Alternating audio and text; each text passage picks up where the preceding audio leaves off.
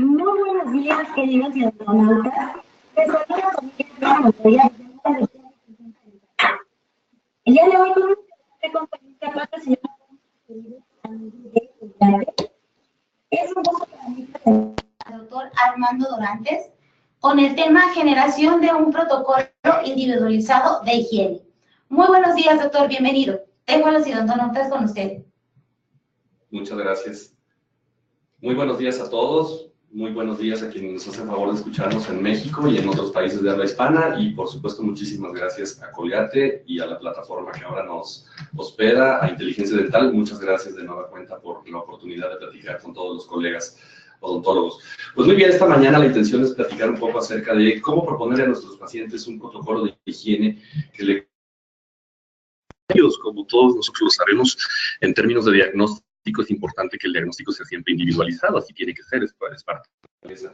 De la misma manera, un protocolo de higiene tiene que ser individualizado, es decir, tiene que ser diseñado para cada uno de nuestros pacientes en lo particular, puesto que cada uno tiene condiciones distintas de enfermedad y de salud.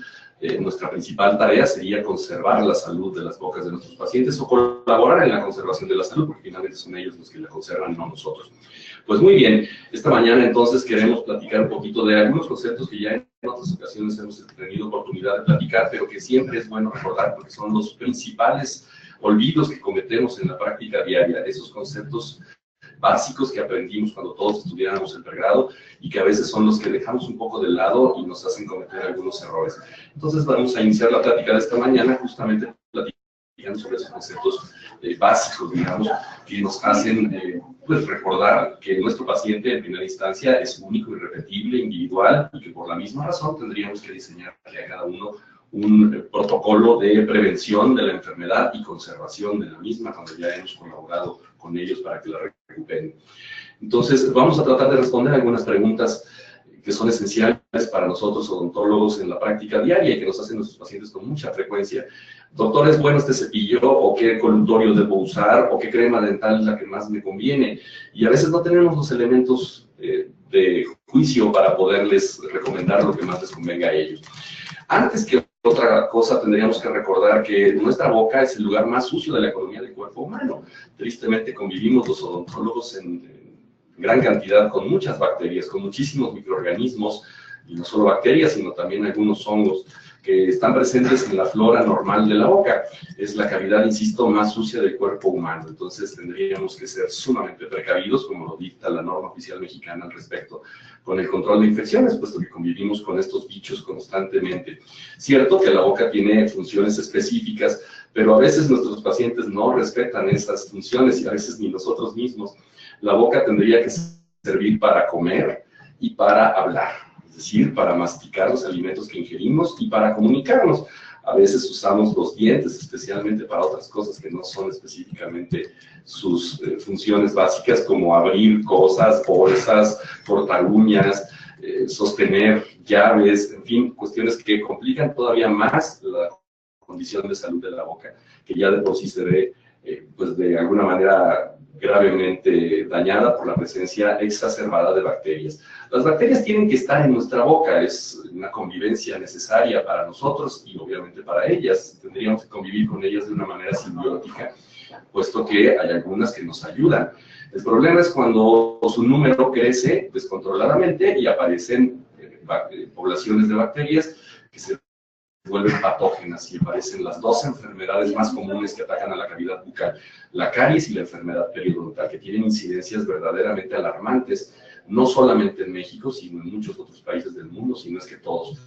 Hablamos de incidencias mayores al 90%, es decir, que de cada 100 personas, más de 90 padecemos caries o padecemos enfermedad periodontal. Y lo dije con toda la intención de esta manera, dije padecemos porque aún los dentistas somos víctimas de estas dos enfermedades. Y por supuesto que habría que pensar que a la caries hay que entenderla de una manera diferente a como la entendíamos en el pasado. Antes pensábamos que la caries era una enfermedad que se podía curar. Iba el paciente al consultorio, abríamos sendos agujeros en algunos dientes que tuvieran la infección, los rellenábamos con algún material diseñado para ello y el problema había terminado. Ahora queremos entender que no, que la caries es una enfermedad que no se cura nunca, muy al modo de como sucede con la diabetes. La diabetes es una enfermedad incurable, progresiva. Sin embargo, si el paciente se atiende adecuadamente, si asiste a sus consultas regularmente con el endocrinólogo, con el médico internista, vigila su peso corporal, no lleva una vida sedentaria, su dieta es la adecuada, es muy probable que el paciente nunca tenga complicaciones por la diabetes y probablemente muera a muy elevada edad de otra cosa, pero no por la diabetes. Lo mismo tendría que ser aplicado para la caries. Es una enfermedad que no se cura, que es progresiva y que va a permanecer siempre acompañando la vida del paciente, pero en conjunción con el trabajo de nosotros odontólogos, el paciente no tendría por qué volver a sufrir nuevas manifestaciones de la enfermedad llamada caries. Si se vigila constantemente y mantiene un protocolo de higiene que le ayude a conservar esa salud, pues entonces el paciente puede convivir con la caries el resto de su vida sin volver a tener nuevas manifestaciones de ella, nuevas cavitaciones. Esa es la principal idea a proponerle al paciente un protocolo individualizado. Es decir, que no vuelva a haber nuevas manifestaciones de la caries. Y lo mismo puede decirse de la enfermedad periodontal, que no vuelva a manifestarse una enfermedad que por su propio factor etiológico que encontramos en la presencia de microorganismos, pues es muy fácilmente repetible. Si el paciente se descuida, si su dieta se desbalancea, si su higiene no es la adecuada, pues volverán a aparecer ambas enfermedades. Hay que entender que todos los tejidos que están dentro de nuestra boca están expuestos al embate de estas bacterias. Y para hacer más fácil y más comprensible la idea de las bacterias con las que convivimos en la boca, tendríamos que decir que básicamente tenemos dos grandes grupos de bacterias en la boca. Esto lo sabemos ya, pero insisto, vale la pena recordarlo. Tenemos un gran grupo de bacterias que son las mayoritarias en la boca, que esencialmente se alimentan de carbohidratos. Entre más simples sean estos carbohidratos, son preferidos por las bacterias. Y estas bacterias, una vez que metabolizan estos carbohidratos simples que consumimos ahora en grandes cantidades, excretan al medio ambiente como producto del desecho del metabolismo de estos carbohidratos, sustancias que acidifican el entorno en el que se encuentran estas bacterias. Por eso las conocemos como bacterias acidogénicas. Insisto, después de metabolizar, de haber comido carbohidratos, estas bacterias emiten al medio ambiente sustancias ácidas, esencialmente urea, con lo que el entorno se torna básicamente ácido.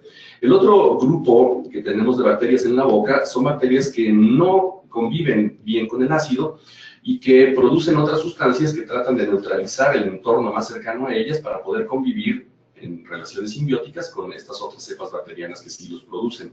A este otro grande grupo de bacterias les conocemos como bacterias arginolíticas. Son bacterias que esencialmente consumen para su alimentación una proteína que se encuentra de manera natural en la saliva y que se llama arginina. Y como producto del metabolismo de esta arginina, excretan al medio ambiente sustancias que producen capas protectoras de álcalis que les permiten convivir con otras bacterias en un entorno ácido. Esencialmente me refiero al amoníaco que producen estas bacterias una vez que han metabolizado la arginina presente en la saliva. Es decir, la naturaleza ya había diseñado un sistema por medio del cual, después de haber consumido carbohidratos que están presentes en la naturaleza y que son esenciales para nuestra alimentación, pues hubiera alguien que pudiera de alguna manera compensar esta producción de ácidos a modo de que el ambiente no permaneciera constantemente acidificado. Tenemos, insisto, una gran cantidad de bacterias en la boca. Ya dije, es el sitio más contaminado de la economía del cuerpo humano. Cuando hablamos en términos de salud, pudiéramos decir que en 1 milímetro cúbico de materia alba, de lo que conocemos como materia alba en la boca, podemos encontrar 10 a la 3 bacterias, es decir, aumenten a ese 10 3 ceros, lo que quiere decir que son muchas bacterias en un ambiente de salud. Pero cuando tenemos enfermedad, caries o periodontitis, que son enfermedades periodontales ya severas, podemos encontrar en ese mismo milímetro cúbico de placa bacteriana o de materia alba 10 a la 8, es decir, que no aumentamos 3 ceros al 10, sino 8 ceros al 10. Si ustedes ahora, que no se lo sugiero, hicieran el experimento de raspar la lengua con la uña de su mano, la cantidad de materia alba que pudieran alojar en esa uña más o menos corresponde a 1 o 2 milímetros cúbicos de materia alba, pues ahí encontrarían esa cantidad de bacterias, es verdaderamente estratosférica. Lo digo un poco en son de broma, pero finalmente cargamos con un verdadero zoológico en la boca. Por eso hay que tener muchísimo cuidado con los saludos de beso, porque les estamos transmitiendo a aquellos a quienes saludamos una gran cantidad de bacterias, y esto cuando estamos en estado de salud, que no siempre lo estamos, y a veces siquiera sin darnos cuenta, ¿no? Entonces, tenemos, ya decía yo, estas bacterias en la boca que tienen que estar ahí pero que no necesariamente están controladas en cuanto a su proliferación. Y las bacterias son sumamente prolíficas, se reproducen con muchísima rapidez. Si yo una noche me voy a dormir con 10 bacterias en la boca, que no tenemos 10, tenemos muchas más, y no hice la higiene adecuada, a la mañana siguiente, después de 6, 8 horas de sueño, en donde la boca normalmente ha permanecido cerrada, a 37 grados centígrados, con humedad, y he dejado alimento para estas bacterias, a la mañana siguiente no voy a tener 10 bacterias, voy a tener 10 millones de bacterias. Y luego nos sorprendemos porque tenemos un sabor en la boca al despertarnos como si hubiéramos traído una moneda en la boca toda la noche. Pues es justamente por esta proliferación bacteriana y las sustancias que han estado excretando como producto del metabolismo de todas aquellas sustancias que utilizan para su propia nutrición. Y de esta manera aparecen entonces las infecciones en la boca. Y ahí se referencia a las dos más comunes, que son la caries y la enfermedad periodontal, y que son de alguna forma el enemigo a vencer por nosotros los odontólogos en conjunción con los pacientes, porque este es un concepto a que yo me refiero constantemente y es importante que a todos nos quede claro. La enfermedad en la boca no es controlada por el dentista. La enfermedad es controlada por el propio paciente. La salud es recuperada por el propio paciente. Nosotros no somos dioses que con un movimiento del dedo devolvamos la salud a los pacientes. Es el propio paciente quien se cura y nosotros somos quienes tenemos que darles la orientación necesaria, la información, la educación finalmente para que esa salud pueda conservarse. Además, entonces, de estas bacterias que encontramos en la boca, como ya lo hemos mencionado, tenemos condiciones en la boca que no nos ayudan de ninguna manera a conservar la salud que tenemos obligación antropológica, si lo podemos ver de esta manera, de conservar. Hasta que aparecen enfermedades como las que ya todos conocemos y con las que tratamos constantemente y casos sumamente difíciles de resolver, gracias a los que mucho de la industria dental vive, porque tristemente no tenemos la educación de la conservación, sino que nos dedicamos muchísimo más a la reparación, que dicho sea de paso, no es tan buen negocio como la conservación. En otra oportunidad tal vez tengamos oportunidad de hablar acerca de cómo la prevención y la conservación de la salud son mucho más lucrativas que la corrección. Si yo hago una restauración en una boca como esta que ahora pueden ustedes ver, y la hago medianamente bien, esa corrección tendría que durar años funcionando en buenas condiciones. De otra forma, no volveré a cobrar entonces el tratamiento que acabo de realizar. Sin embargo, si me dedico a conservar la salud del paciente o a colaborar en la conservación de la salud del paciente, ese es un trabajo que se tiene que hacer todos los días y yo como odontólogo por lo menos cada 6 meses tendría que estar volviendo a cobrar por el mismo proceso de conservación de la salud o de coadyuvancia con el paciente en la conservación de la salud. Entonces, sabemos que estas bacterias se alojan en todos los tejidos de la boca, no nada más en los dientes, no nada más en los surcos gingivales y no nada más atacan al hueso alveolar o a las mucosas y a los dientes. Atacan a toda la boca, de manera que hay que entender que es un problema que se desarrolla en toda la economía de la cavidad bucal, que dicho sea de paso me gusta muchísimo más el término de bucal que de oral, puesto que oral hace referencia a hablar, no a todo lo que está contenido dentro de la boca, ¿no? Pero bueno, eso es harina de otro costal y es breviario cultural.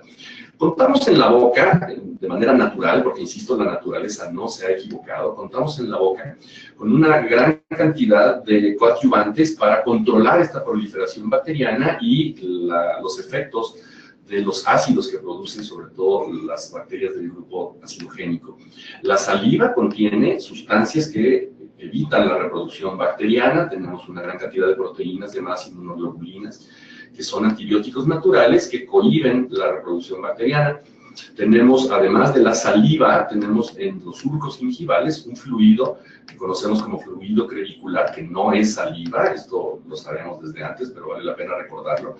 El fluido crevicular no es saliva, no tiene un origen glandular, tiene un origen intersticial, de forma tal que en esta sustancia, en este líquido, hay una mucho mayor concentración de inmunoglobulinas y de otras sustancias que ayudan tanto a neutralizar el medio ambiente como a inhibir la proliferación bacteriana. En el proceso del habla o de la propia masticación, realizamos movimientos que limpian de manera natural la boca. A esto lo conocemos como autoclisis. El epitelio de las mucosas de los carrillos, del paladar o de las demás mucosas que tenemos en la boca se descama constantemente, y esta descamación ayuda a que las células que han sido agredidas por este entorno acidificado producido por las bacterias acidogénicas pues no permanezca haciendo daño. Sin embargo, tristemente no son suficientes para controlar la enfermedad. Estos mecanismos no resultaron suficientes. A la naturaleza le hemos ganado la carrera. ¿Y por qué le hemos ganado la carrera? Porque la naturaleza no había dispuesto que consumiéramos esta gran cantidad de alimentos que consumimos ahora con azúcares cada vez más simples, más refinados. Mucho de lo que comemos ahora ni siquiera está endulzado con azúcar, con glucosa, sino que está endulzado con alta fructosa, que es un azúcar todavía mucho más simple, un carbohidrato más sencillo, que las bacterias prefieren y que con muchísima facilidad metabolizan, produciendo, insisto, ácidos. He puesto una imagen de algunos alimentos que solemos consumir en la actualidad, y sí quiero hacer la aclaración que no me interesa de ninguna manera satanizar estos alimentos. Y les he llamado así, alimentos, porque eso son, es comida. A mí no me gusta el concepto de decirle alimento chatarra a este tipo de cosas, puesto que no lo son. Lo que lo chatarriza, lo que los vuelve dañinos, es el mal uso que hacemos del consumo de estos alimentos. Si yo los consumo con moderación, lo mismo que sucede con casi todos los actos humanos, si son realizados con moderación, no tendremos problemas con ellos y no se generará ningún tipo de enfermedad. La cuestión está, el problema empieza cuando empezamos a consumirlos de forma tal que se vuelve nuestra única fuente de alimentación. Ahí es donde empiezan los problemas. Si todos ustedes, como yo lo imagino, esta mañana, antes de asistir a esta plática, corrieron 10 kilómetros, como una manera de hacer ejercicio todos los días, pues estará muy bien que consuman una de estas bebidas rehidratantes que les ayude a reponer electrolitos que perdieron durante el ejercicio, o a media mañana, que tienen por ahí un hueco en el estómago, pues se coman un dulce, un pastelillo de estos que son muy sabrosos, pues tampoco estará mal. El problema es cuando se vuelve, insisto, nuestra única fuente de alimento. Eso sí es un verdadero problema, ¿no? Entonces, no me gusta el concepto de chatarrizar a estos alimentos, me gusta más decirles comida. Todo está en el uso o el mal uso que hacemos de ellos. En alguna ocasión, lo comento a veces, me invitaron a dar una plática en una escuela preescolar con niños muy pequeñitos, a los que es difícil llamarles la atención y captar la atención de ellos. Entonces llegué a dar la plática con las bolsas de la bata llenas de dulces. Y la maestra que me hizo favor de invitarme se espantó porque dijo, ¿y este hombre qué clase de dentista chafa es que va a dar una plática de odontología y de salud bucal a niños pequeñitos y empieza regalándoles dulces a los niños? Bueno, pues lo que hice fue llamar primero la atención de los niños con los dulces, y ya que se los había terminado, les pedí que me acompañaran al baño. Y ahí sí iba yo a empezar mi verdadero trabajo, a enseñarles cómo lavar lo que acababan de comer. Porque todo lo que entra a la boca tiene que salir, ya sea que lo hemos tragado, que lo hemos deglutido, o que lo lavamos y lo regresamos al exterior. Pero no puede permanecer ahí, ese es el tema, que no permanezca ahí.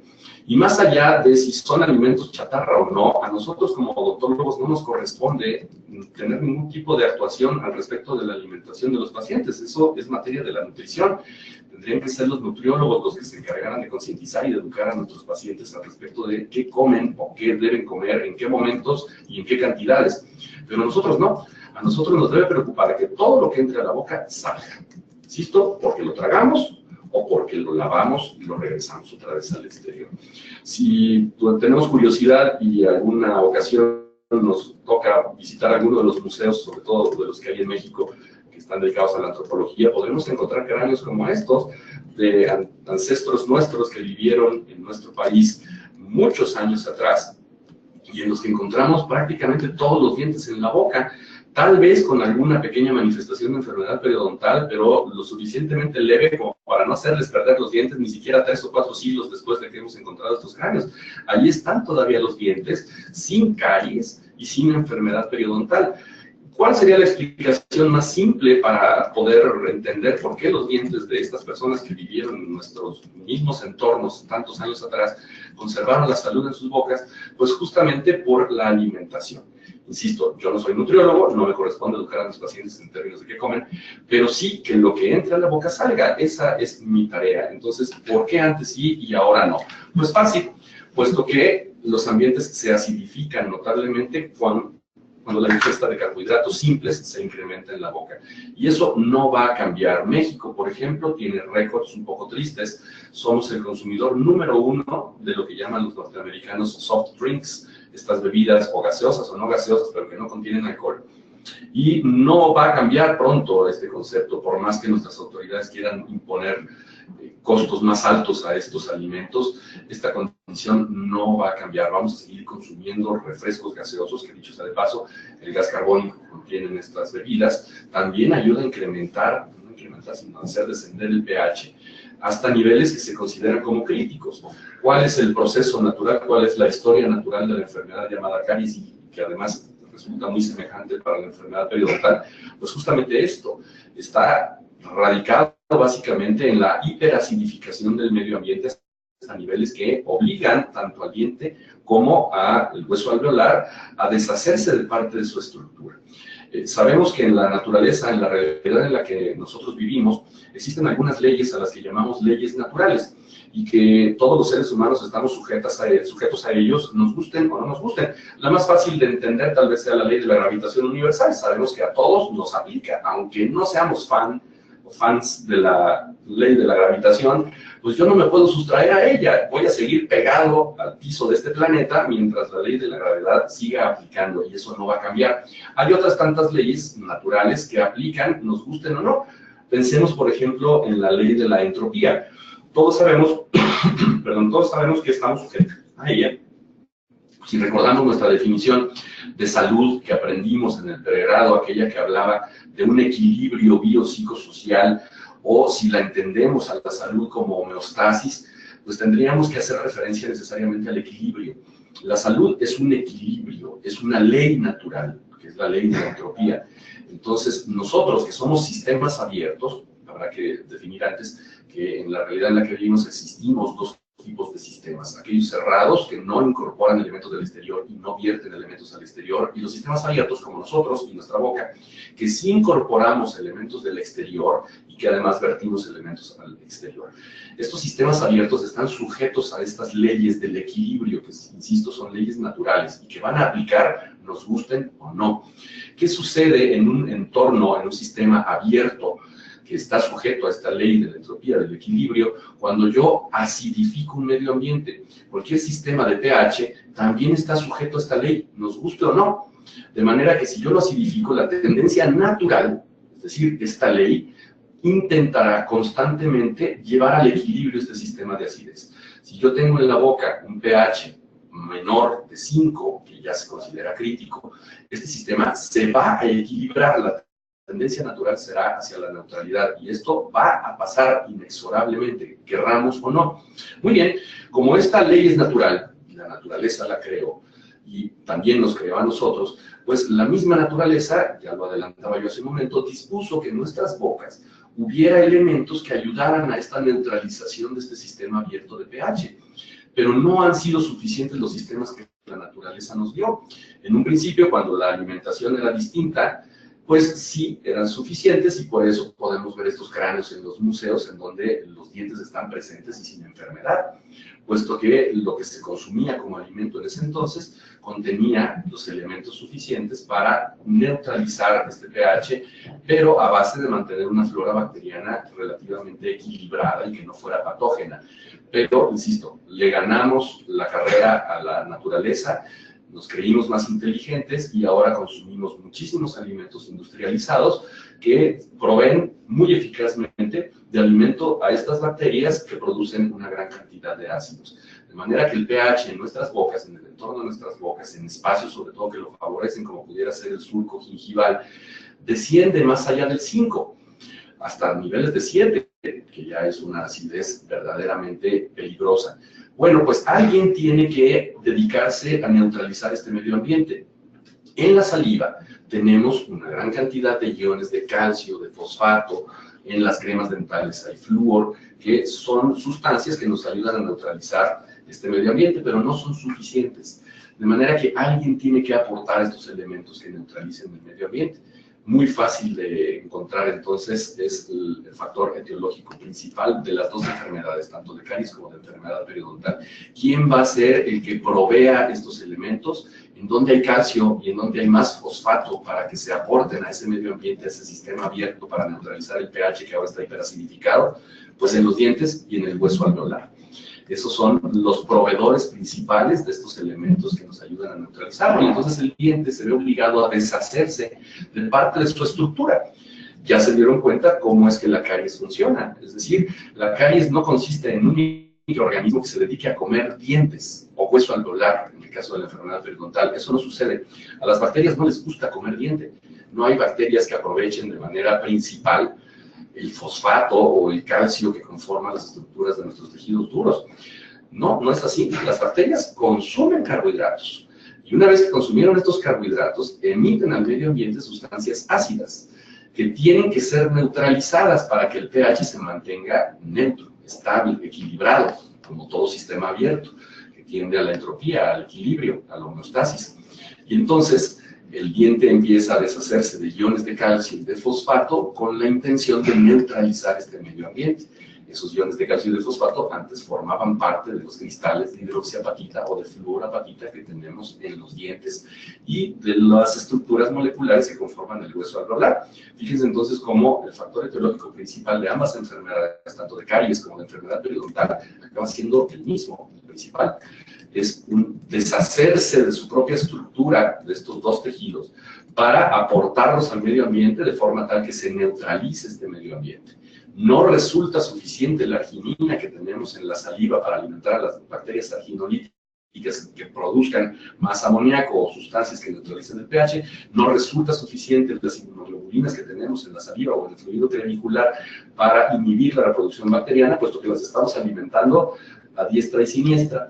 Y no resulta suficiente tampoco la cantidad de calcio y fosfato que aportan tanto el hueso alveolar como el diente. Y aparecen así lesiones cavitarias en los dientes y pérdida de la dimensión de nuestras crestas óseas, con lo que se potencializa el problema de enfermedad periodontal.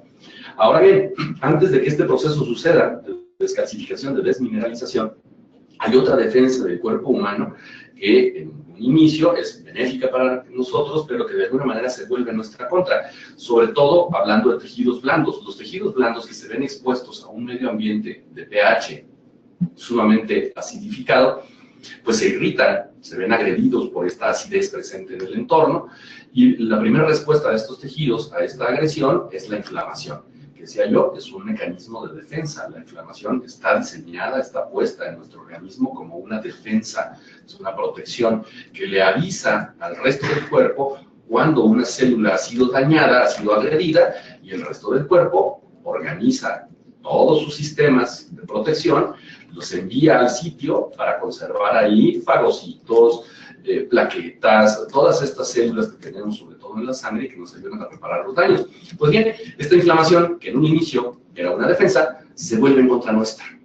Por eso es que siempre buscamos reducir la inflamación o evitarla, puesto que esta inflamación no queda ahí en el envío de defensas, no se agota, digamos, en el hecho de que una especie de ejército microscópico llegue al lugar en donde una célula ha sido dañada, sino que se complica el tema porque la inflamación se contagia, se comunica. Una vez que una célula ha crecido por inflamación, que esa es la primera manifestación de la inflamación, aumenta su volumen, la pared celular de esta célula se daña. Y al dañarse deja salir al entorno, al medio ambiente, sustancias que comunican el daño que ha sufrido. Me refiero, por ejemplo, a los factores de inflamación, R5, histamina y muchos otros factores de inflamación que, insisto, son comunicadores de esta defensa. Y viajan por el torrente sanguíneo a todo el cuerpo, a todo el organismo, de forma tal que una persona que tiene, por decir algún ejemplo, una arteria coronaria obstruida con un ateroma y además pongo a circular en el cuerpo de esta persona, del torrente sanguíneo, una gran cantidad de histamina y factores comunicadores de la inflamación, pues esta persona con un problema de coronarias va a tener muchísimos más riesgos de que esa arteria deje de conducir el fluido vital hasta que la persona sufra un infarto. Por eso sabemos que es importantísimo que una persona con alteraciones cardíacas, con problemas cardíacos, necesariamente esté acudiendo al dentista constantemente, porque no puede haber inflamación. Lo mismo sucede con una señora que está embarazada y tiene gingivitis, pone en riesgo el que su embarazo llegue a término y que aparezcan procesos como la preeclampsia o ya una eclampsia formalmente diagnosticada, y que el bebé al nacer, el niño al nacer, nazca con bajo peso, justamente por esta comunicación, este contagio de la inflamación. Entonces, todos los pacientes tendríamos que estar constantemente en revisión para que la inflamación no apareciera nunca. Pero ya que está presente, nuestra principal labor es disminuirla rápidamente. Y para ello contamos con ayudas tanto químicas como mecánicas que pueden ayudarnos a disminuirla. Entonces, está ahora en la imagen de la pantalla, pues más o menos la historia natural de ambas enfermedades, tanto de la caries como de la enfermedad periodontal. Consumimos una gran cantidad de azúcares cada vez más simples, que estas bacterias utilizan con mayor facilidad, metabolizan, excretan al medio ambiente sustancias acidificantes del entorno, y el diente, tanto el diente como el hueso alveolar, se ven obligados a deshacerse de parte de su estructura. Empiezan a emitir al medio ambiente iones de calcio, de fosfato, para tratar de neutralizar este medio ambiente. Cuando nosotros observamos una radiografía y en la radiografía vemos una cresta alveolar sumamente radiolúcida, pues esta es la razón. La razón es que esta cresta alveolar se está viendo obligada a deshacerse de estas sustancias, de estos elementos químicos que antes le daban dureza y podíamos ser capaces de ver una cresta ósea perfectamente definida en una radiografía, muy radiopaca, y ahora ya no la podemos ver porque el hueso se ha deshecho de parte de su estructura. Lo mismo pasa con el diente. Cuando el diente comienza a deshacerse de estos iones de calcio y de fosfato, y a lo que llamamos lesión preclínica de caries, todavía podemos hacer algo para revertirla. Es decir, podemos aportarle al diente sustancias que ayuden a remineralizarlo. Especialmente me refiero al flúor, que sigue siendo muy útil. El flúor va a ayudar a que el diente recupere estos iones, estos elementos químicos que ha perdido de manera rápida. El flúor no se incorpora como tal, como un elemento libre, no se incorpora a la estructura de los dientes. El flúor funciona un poco como catalizador en la formación de cristales de hidroxiapatita y a veces de fluorapatita, que son todavía más resistentes y más insolubles. Y estos cristales son los que sí se reincorporan a la estructura mineral del diente, son los que se vuelven a integrar a su estructura. Entonces no basta con poner flúor, sino que hay que poner flúor y después dar el tiempo necesario para que el flúor localice en este entorno, en este medio ambiente, iones libres de calcio, iones libres de fosfato y permita la formación de cristales de hidroxiapatita. O bien, si se cayeron bien entre los tres, entre el flúor, el calcio y el fosfato, se forman cristales de hidroxiapatita. Pero estos son más raros, son un poco más complejos de formar. Pero esa es la intención cuando colocamos flúor en un diente que tiene una lesión preclínica, insisto, cuando todavía no hay una cavidad formalmente hecha, todavía podemos revertirla. Cuando ya está formada la cavidad, tristemente el flúor ya no es capaz de formar la suficiente cantidad de cristales de hidroxiapatita o de fluorapatita que remineralizan el diente, y entonces el dentista tiene que actuar. Ahí es cuando tenemos que entrar a utilizar una fresa, ampliar un poco más la cavidad y después colocar algún material restaurativo, que como lo decía al principio, si hacemos bien esta restauración, si queda perfectamente sellada, pues esta lesión de caries nunca más prosperará. Y el paciente podrá decir que quedó libre de esa lesión, mas no de la enfermedad, puesto que los factores etiológicos siguen estando presentes, las bacterias siguen estando ahí y la propensión a la formación de estas enfermedades sigue estando presente. Por eso, la referencia al hecho de que la caries es una enfermedad incurable. Y esto vale la pena que se lo hagamos entender a nuestros pacientes. Ahí está ahora ya en la imagen puesta una fotografía, una animación de cómo es que ya se ha formado una cavidad en el diente, puesto que el diente se ha obligado a deshacerse de parte de su estructura. Insisto, no es que la bacteria, el Streptococcus mutans, el Salivarius, o todos estos que hemos estudiado durante años, se dediquen a comerse el diente. Eso no pasa. Si imaginamos a la caries como el juego que existía hace algunos años, este videojuego de Pac-Man, como un bichito que está comiendo constantemente el diente, pues eso es un error, no sucede. Las bacterias no comen dientes, las bacterias comen carbohidratos y acidifican el entorno. Esa es, digamos, la historia natural. Y nuestra boca fluctúa constantemente en esto que todos hemos estudiado alguna vez, que es la famosa curva de Stefan, en ambientes que son acidificados y después alcalinizados. Acidificados y alcalinizados dependiendo de lo que estemos comiendo o no comiendo. Cuando terminamos de alimentarnos, pues el pH de la boca sufre una caída drástica, se acidifica el entorno por los carbohidratos que hemos consumido y, de manera natural, la boca tendría que ser capaz de neutralizar este medio ambiente hasta que regresa nuevamente a un estado en el que el diente no se ve obligado, ni el hueso alveolar, a estar aponiendo iones de calcio y de fosfato. Tristemente, el consumo, decía yo, de estos carbohidratos es más elevado que en tiempos pasados, y entonces no alcanzamos a remineralizar como debiéramos hacerlo. Muy bien, estos son, digamos, los antecedentes más generales de qué es lo que hace aparecer, digamos, en nuestras bocas y las de nuestros pacientes, porque de alguna manera a veces nos olvidamos un poquito que nosotros también somos pacientes. No solamente tenemos que tratar con la enfermedad de las bocas de nuestros pacientes que van y pagan por nuestros servicios, sino las nuestras propias. Entonces valdría la pena que hagamos el ejercicio de pensar en nuestras propias bocas, no tanto las de nuestros pacientes. Todo este proceso que acabo de describir un poco rápido antes, sucede en nuestras bocas. Si ustedes acaban de desayunar y no han hecho la higiene correcta en sus bocas, esto está pasando ahorita en las suyas. Olvídense un poco de sus pacientes. En sus propias bocas tenemos un entorno hiperacidificado. Muy bien, ¿qué podemos hacer para mejorar esta situación o para impedir que estos factores permanezcan en tiempo suficiente como para que aparezcan ambas enfermedades? Pues esencialmente tendríamos que referirnos forzosamente a la higiene.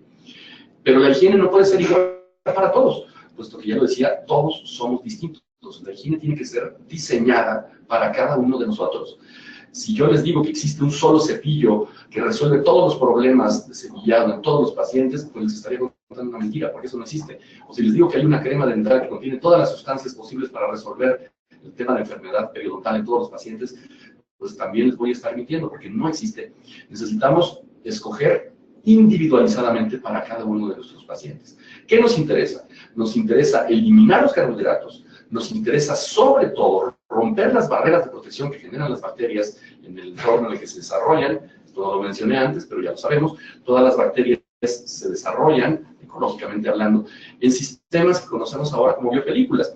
Además de excretar estas sustancias acidogénicas que hemos platicado, o no acidogénicas como el amoníaco, además excretan sustancias que forman barreras protectoras para estas bacterias y se forman realmente bolsas que las protegen. Son glicopolisacáridos que forman estas bacterias muy resistentes. Si ustedes piensan que simplemente con hacer un colutorio, con un enjuague bucal, con un colutorio que tenga alguna sustancia antiséptica, es suficiente para controlar la proliferación bacteriana, pues están equivocados, puesto que estas bacterias están muy bien protegidas dentro de bolsas que impiden que cualquier sustancia que coloquemos dentro de la boca tenga contacto con la pared celular de estas bacterias. Estos glicopolisacáridos son sumamente resistentes, de forma tal que primero tenemos que pensar en romper estas protecciones de las bacterias, en eliminar estas capas, estos sacos de glicopolisacáridos, para que entonces cualquier otra sustancia contenida tanto en cremas dentales, en colutorios, o las mismas inmunoglobulinas de nuestra propia saliva y fluido crevicular puedan tener efectos sobre su pared celular y francamente acabarlas, matarlas o inhibir su reproducción.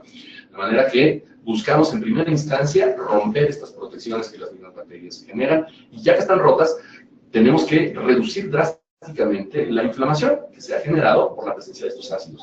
Y después de haber desinflamado, eliminar estas bacterias con algún barrido adecuado o con la presencia de sustancias que las maten, francamente, que produzcan lisis de su pared celular, a modo de que no permanezcan vivas estas bacterias en cierto número, porque tampoco es una buena idea esterilizar la boca.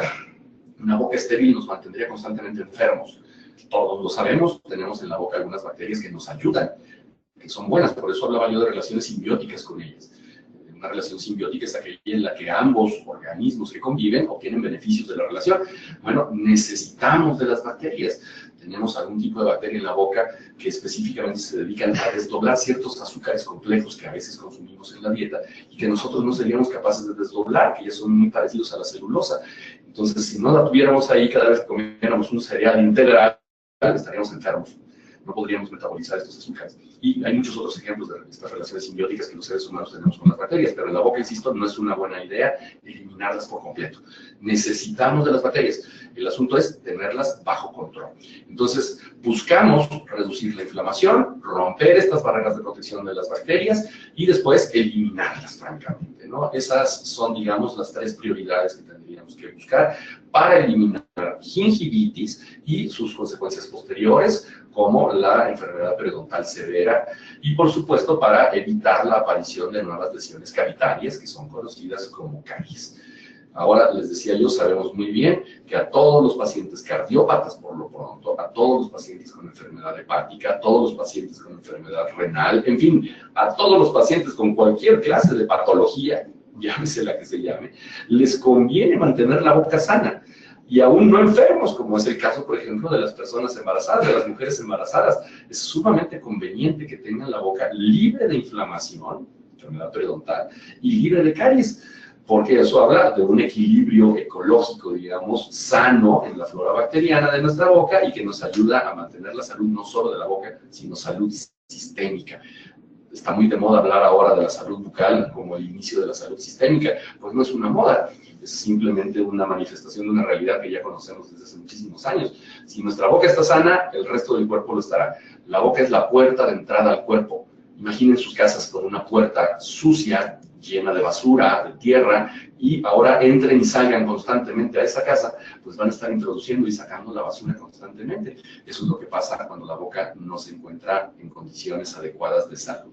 Muy bien, esto es justamente lo que hemos estado hablando, un resumen, digamos, en imagen, porque somos muy visuales y nos gustan las imágenes. Hablamos entonces de prevenir, que decía yo, es muchísimo mejor negocio, si lo quieres solamente ver desde el punto de vista económico, es mucho mejor negocio que la reparación, pero por supuesto es muchísimo más conveniente en términos de conservación de la salud para nuestros pacientes. La prevención siempre será mejor. Y tendríamos que hablar de 3 niveles de prevención. Sin embargo, el tercero, pues a mí ya no me parece tanto un nivel de prevención, por eso lo he puesto con signos de interrogación. Sí podemos hablar de una prevención primaria, por supuesto, en donde no hay patología todavía presente en la boca de nuestros pacientes y tenemos que evitar que estas bacterias se conviertan en patógenas. Una prevención secundaria, cuando ya aparecen manifestaciones de la enfermedad, pero todavía podemos hacer algo para revertir estas manifestaciones, como pudiera ser, por ejemplo, el remineralizar lesiones preclínicas de caries, como revertir inflamaciones que todavía no son consideradas como periodontitis, ni siquiera leves ni moderadas, sino como simples inflamaciones.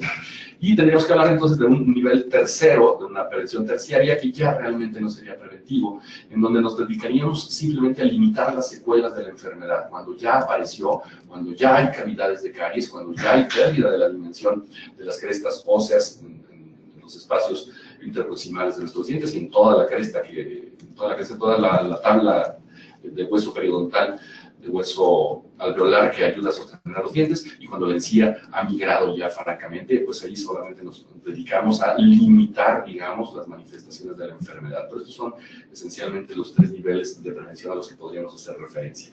Ahora, ¿cómo lo hacemos? Que este es el chiste de la plática. Este es el meollo.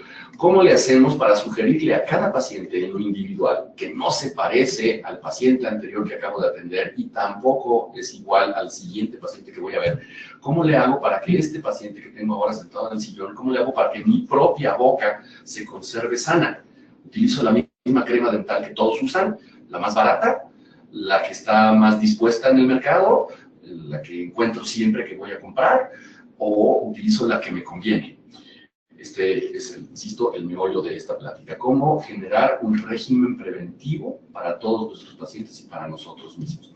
Y para facilitar un poquito la tarea de entendimiento, pues lo que hicimos es marcar, digamos, factores que son predisponentes de la aparición de estas enfermedades o que complican, francamente, el mantenimiento de la salud en la boca. Y hemos diseñado esta idea, pues para que nos podamos entender más fácilmente. Hay factores que son de muy alto riesgo para que aparezca la enfermedad, factores que nos hacen pensar que el paciente está en riesgo, pero que la enfermedad aún no se presenta de manera dramática, y factores que podemos controlar, que son coadyuvantes en la conservación de la salud. Por eso hemos utilizado los colores de un semáforo para que nos podamos entender más rápidamente. Hablemos un poco acerca de los factores modificantes de la aparición de la enfermedad. El primero de ellos al que me quiero referir es el compromiso del paciente.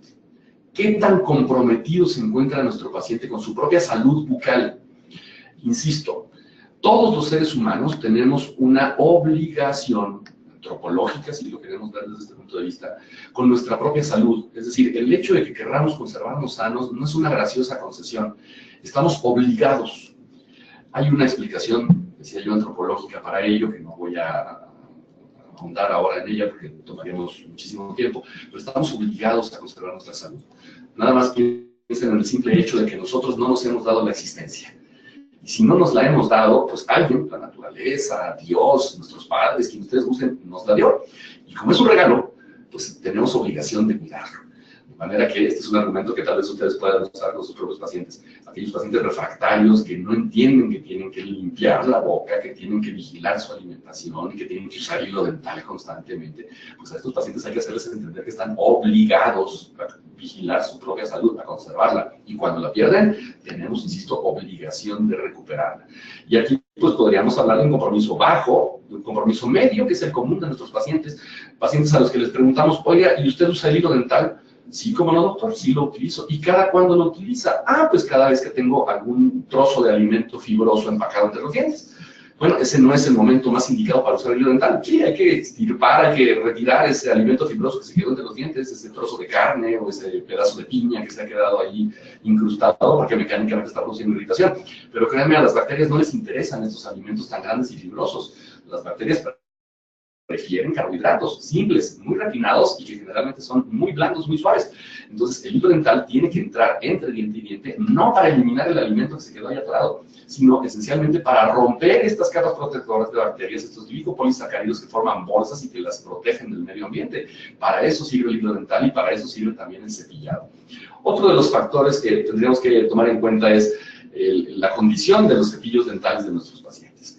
En las segundas sesiones que tengo con mis pacientes nuevos, digamos, siempre les pido que por favor lleven al consultorio su cepillo dental. Y que no me hagan trampa, porque con mucha frecuencia se pasan a la farmacia que está al lado del consultorio a comprar un cepillo nuevo y llegan al consultorio con un cepillo perfecto. Pues no, a mí lo que me interesa es ver en qué condiciones se encuentra el cepillo que realmente utilizan todos los días en sus casas.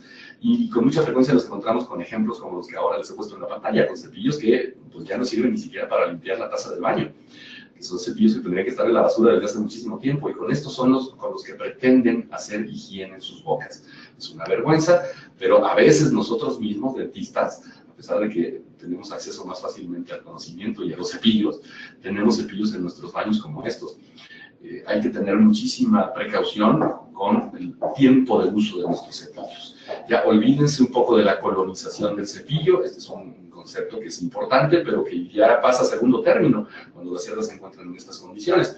Por ahí les puse una estadística en la que se habla en México acerca del consumo de cepillos por habitante, es verdaderamente una tristeza. Hablamos de que se consume menos de un cepillo al año por cada mexicano.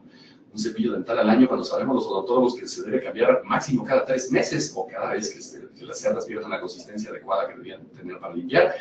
Bueno, pues en México se consume 1 por año y aún así hay que matizar esta estadística, porque si pensamos cuál es el sector de la población que tiene capacidad económica para comprar cepillos, pues se reduce todavía más. Entonces estaríamos hablando de que por lo menos en México 50 millones de habitantes no consumen ni siquiera 0.3 de cepillo al año. Hay familias en México en donde hay un solo cepillo para una familia de 12 componentes de la familia, 12 personas que la componen. Pues de ninguna manera podemos pensar que allí haya una buena higiene, siendo el cepillo la principal herramienta para romper estas capas de glicopolisacáridos que producen las bacterias, ¿no? Pero bueno, y no es una falta de cepillos, puesto que hay muchísimos en el mercado y hay muchas empresas que se dedican a regalarlos. Colgate es una de ellas, regala cepillos a diestra y siniestra, de manera que los pacientes con ganas de conservar su salud tendrían acceso a estos cepillos y nosotros podemos promoverlo. Otro de los factores modificantes es el estado de salud general que nuestros pacientes observan. Yo nunca he visto que un odontólogo, que un dentista complique seriamente la salud de un paciente, salvo en un caso específico de una patología a la que ya me refería hace un rato. En el caso de los pacientes diabéticos descontrolados, y hay muchos en México, hablamos de una incidencia de diabetes en México del 60%. Eso quiere decir que de cada 100 mexicanos, 60 o padecen la enfermedad o tienen factores familiares o heredopatológicos que les predisponen seriamente a padecer la enfermedad. Bueno, pues ahí sí hay complicaciones serias. Estoy hablando de una de tantas. Y ya mencioné también el caso de los pacientes cardiópatas, ya mencioné también el caso de los pacientes con disfunciones renales o con problemas hepáticos. En fin, la condición de salud general del paciente es un dato que debemos tomar en cuenta para diseñar un protocolo de higiene para nuestros pacientes en la boca. Porque, insisto, las condiciones de presencia de inflamación en la boca o de caries pueden combinarse con las otras patologías que el paciente tiene. Entonces, si nuestro paciente está enfermo, tendríamos que hablar que tiene un factor rojo que predispone para la aparición de otras enfermedades. Si es un paciente con diabetes, pero que está controlado, que se atiende constantemente, vigila su dieta, su peso corporal, etcétera, pues hablamos de un riesgo moderado, controlado, y la luz tendría que ser amarilla. Y si hablamos de un paciente sano, no tenemos ningún factor, entonces la luz tendría que ser verde. Otra condición previa, antes de pensar en qué le recomiendo al paciente, pues es el estado periodontal. La periodoncia tiene mano con respecto a todas las demás especialidades de la odontología. Tendría que ser la primera en actuar. Después, tal vez, o en conjunción con todo lo que se refiera a mantenimiento de la salud. Es decir, esta odontología preventiva que todos conocemos y que debiéramos ejercer todos los días con todos nuestros pacientes. Y no cada 6 meses, sino cada vez que los veamos. Si el paciente tiene enfermedad periodontal, primero tiene que ser controlada esta enfermedad periodontal. Paradójicamente, el control de la enfermedad periodontal siempre cursará por el control de la flora bacteriana. Siempre. Es el factor más difícil de controlar, por eso la importancia de una plática como esta. Que también lava los dientes nuestro paciente, porque una cosa es que se cepille los dientes, use hilo dental, y la otra cosa es la eficiencia con la que lo haga. No basta con que introduzca el cepillo a la boca, sino qué tanta información tiene para usarlo adecuadamente. ¿Cuál es el concepto que tiene el uso del cepillo del hilo dental? Si el hilo dental lo entiende nada más para desatorar de los espacios interproximales trozos de carne, y si además vive en el norte de México, en donde se consume muy buena carne, pues a lo mejor ahí lo usarán más seguido, pero si no comen tanta carne, son vegetarianos, pues entonces a lo mejor no recurre tanto al hilo. Es decir, el tema no es qué tantas veces se lavan los dientes. Cuando yo le pregunto a un paciente cuántas veces te lavas al día los dientes, y me responde cada vez que como, ya vamos de ganancia. Pero no es suficiente, hay que ver cómo lo hace. Tengo pacientes que lavan los dientes, lavan la boca una sola vez al día, en la noche, pero lo hacen perfecto. Eliminan absolutamente todo lo que tienen que eliminar, rompen todas las capas protectoras de bacterias que tienen que romper, y las bocas se mantienen sanas. No estoy sugiriendo de ninguna manera que solamente hagamos higiene bucal una vez al día, pero tiene muchísimo que ver en cómo lo hacemos. Hablaríamos aquí un poco de la diferencia entre eficacia y eficiencia. Es decir, que también lo hacemos y con cuántos recursos, ¿no? Pero bueno, eso es tema de otra plática diferente. Sabemos que el índice de pacientes fumadores tiende a disminuir, sin embargo, hay estadísticas confusas, ¿no? Sobre todo cuando revisamos el incremento en ventas de las empresas productoras de cigarrillos, pues vemos que siguen incrementando sus ventas, de manera que esta aparente disminución de pacientes fumadores no es tan real. Bueno, si el paciente fuma y además sus condiciones de higiene no son las adecuadas, en especial la inflamación y la disminución de los tejidos se puede ver afectada seriamente. Sabemos muy claramente que entre otros tantos daños que produce el consumo del tabaco en los seres humanos, está la pérdida de tejido, puesto que el tabaco favorece la disminución de la luz de todos aquellos conductos que llevan hasta nuestros tejidos nutrimentos. Me estoy refiriendo a los vasos sanguíneos. Se va reduciendo la luz o francamente desapareciendo, y en la boca tenemos una gran cantidad de vasos capilares. Son vasos conductores de sangre muy pequeñitos, que son los primeros en verse reducidos o francamente desaparecen con el consumo del tabaco. De manera que los tejidos no pueden ser sustituidos o reemplazados por nuevas células con la misma velocidad que lo harían si el paciente no fuma. Por supuesto que no es lo mismo un paciente que fuma 1 o 2 cigarrillos al día que uno que fuma 20, 30 cigarrillos al día. De manera que este es un factor que hay que controlar. Yo no soy neumólogo, no me dedicaré a ver qué efectos produce sobre los pulmones, pero sí sé que en la boca se producen muchas alteraciones. Y ahora no estamos hablando ya de alteraciones más graves, como serían las neoplasias, que también están asociadas con el consumo del tabaco, ¿no?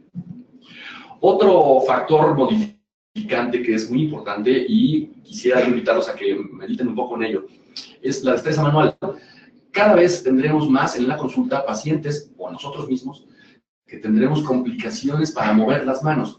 Estoy seguro, puesto que están ustedes atendiendo esta plática en una plataforma digital, estoy seguro que todos ustedes utilizan una computadora, o que por lo menos tienen una tableta, o mínimo tienen un teléfono celular, ¿no? Un móvil. Estos aparatos requieren movimientos de las manos que son poco naturales, y los ortopedistas lo saben muy bien. Se está incrementando de manera dramática un síndrome que hasta hace algunos años era realmente prácticamente desconocido, el síndrome del túnel del carpo. Es un síndrome que va provocando cierta esclerosis, cierta modificación. Se va cerrando un túnel que tenemos en las muñecas que se llama el túnel del carpo, porque transitan algunos nervios, algunos tendones, en fin, se va haciendo más pequeño, se va estenosando. de manera que dificulta el movimiento de las manos y no se puede ni siquiera asir algún objeto con fuerza, ni se puede mover la mano. Bueno, esto cada vez será más frecuente porque justamente utilizamos estos aparatos a los que hice referencia con mayor frecuencia y tendremos cada vez más pacientes así. Además de que tenemos pacientes cada vez más viejos.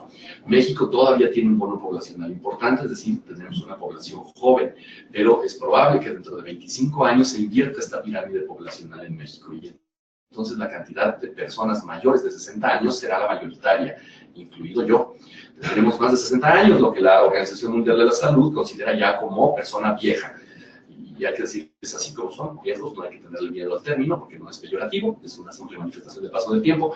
Y entonces tendremos cada vez más pacientes viejos con complicaciones motrices, motoras. A estos pacientes hay que recomendarles instrumentos que les permitan limpiar. Es muy probable que hayan ustedes visto hilos dentales que están montados sobre algunas horquillas, que por cierto, Colgate no los produce, no los comercializa en México. Pero bueno, y me preguntan algunos pacientes si son útiles. Y pues yo tengo que hacer un análisis de sus condiciones de destreza manual. Si el paciente es capaz de utilizar el hilo dental manual, prefiero que utilicen el hilo dental manual, pues tendrá más control sobre él. Pero si no puede mover las manos porque tiene síndrome del carpo o porque es una persona con artritis, pues por supuesto que es una buena idea que utilicen estos hilos dentales montados sobre horquillas. De manera que no existen, insisto, un solo elemento, una sola herramienta, un solo material que nos permita mantener la salud. A cada quien le tenemos que recomendar lo que le convenga, ¿no? Otro de los factores modificantes es la posibilidad de abrir la boca y el acceso que tenga el propio paciente, nosotros mismos, a nuestra boca. Vivimos en entornos socioeconómicos sumamente generadores de ansiedad, estresantes, o lo que ahora los psicólogos y psiquiatras conocen como distrés, que se diferencia del estrés de manera importante, puesto que el estrés es aquella energía, digamos, aquella ansiedad que nos permite operar, que nos permite levantarnos todos los días para hacer nuestro trabajo, en fin, y el distrés ya es considerado patológico.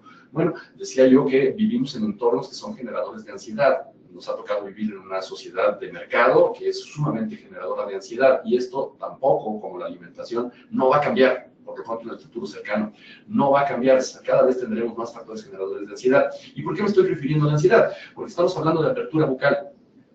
Hay una alteración que cada vez es más frecuente y que conocemos todos los odontólogos como bruxismo.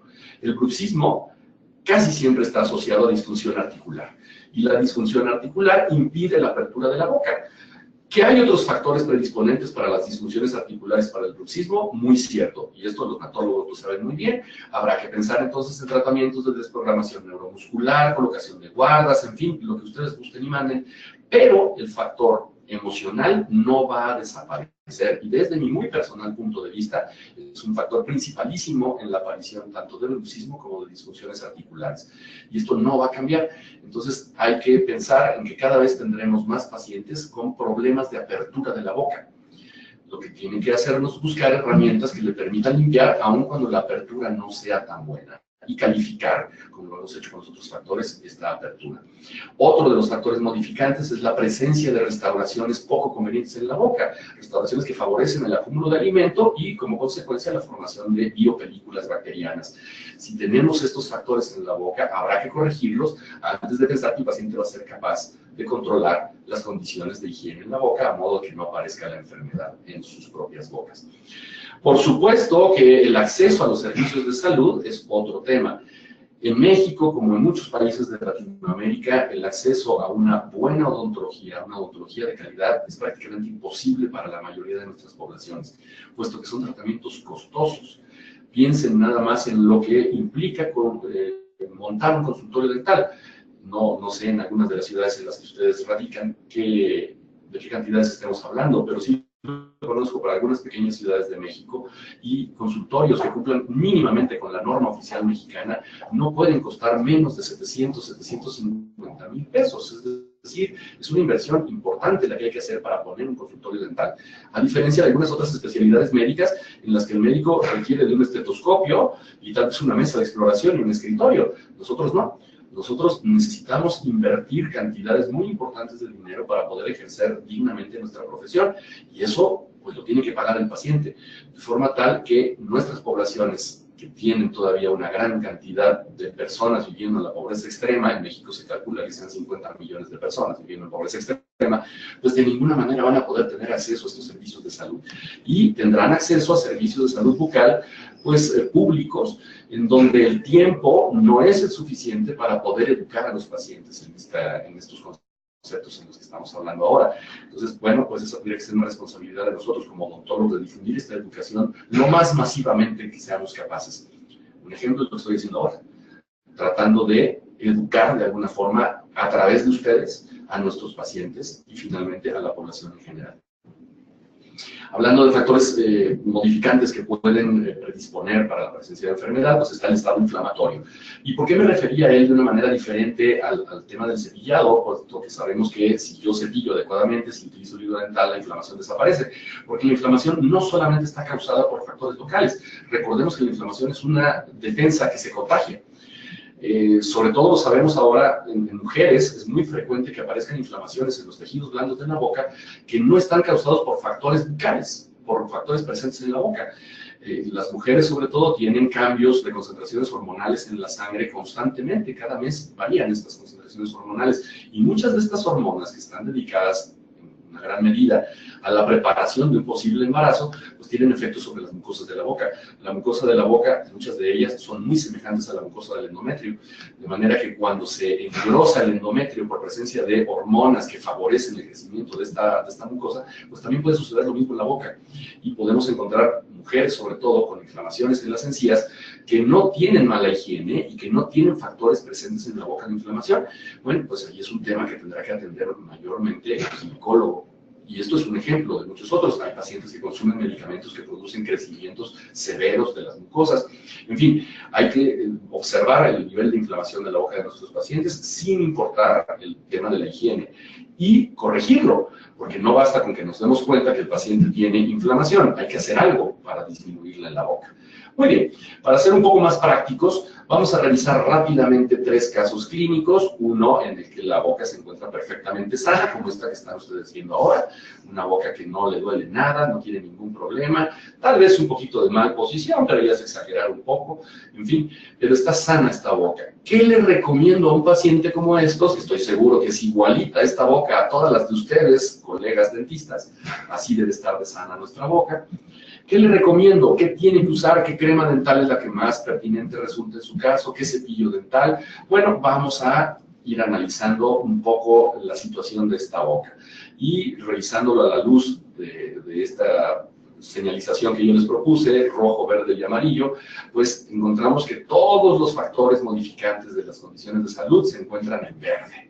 Es decir, a esta persona no le hace falta ninguna precaución adicional, pero sí le hace falta continuar con las condiciones que ha observado hasta el día de hoy para que esa boca permanezca así, sana como ha estado hasta hoy. ¿Qué le recomendamos a esta paciente? La primera recomendación que yo me atrevería a hacerla, porque es mujer, no se los dije, pero bueno, ahí estaba anotado. ¿Qué le recomendaría a esta paciente? Además de incentivarla a que continúe, hay que motivarla para que se vuelva un comunicador de las condiciones que le han permitido a ella estar así, que se vuelva un difusor de estas condiciones y que presuma la condición de salud de su boca cada vez que tenga oportunidad de hacerlo. A lo mejor también vale la pena que le digamos que nos recomiende, pero bueno, eso ya es conveniente para nosotros, no tanto para ella. Pero tendría que ser un comunicador de las condiciones, tiene que ser un multiplicador de estos buenos hábitos en su ambiente, primero familiar y después social. Y hay que motivarlos a que lo digan, a que platiquen de su salud bucal. Bueno, como las encías se encuentran sanas, a esta persona le podemos recomendar un cepillo, por supuesto, de cerdas suaves, que no lesione el periodonto, que se encuentra sano, el uso de un hilo dental, una seda dental, por supuesto, y una crema dental que ayude a no permitir que proliferen aquellas bacterias patógenas en la boca, lo mismo que un colutorio que haga exactamente el mismo efecto. Y por supuesto, estarla revisando cada 6 meses para que estas condiciones excelentes de salud se conserven.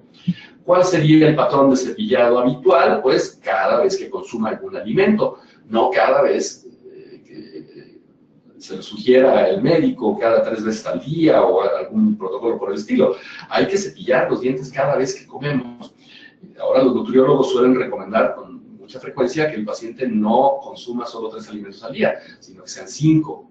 ¿no? Una colación a media mañana, otra colación a media tarde. Eso es muy pertinente en términos de nutrición, pero pocas veces acompaña la recomendación con que cada vez que coman hay que volver a hacer higiene en la boca.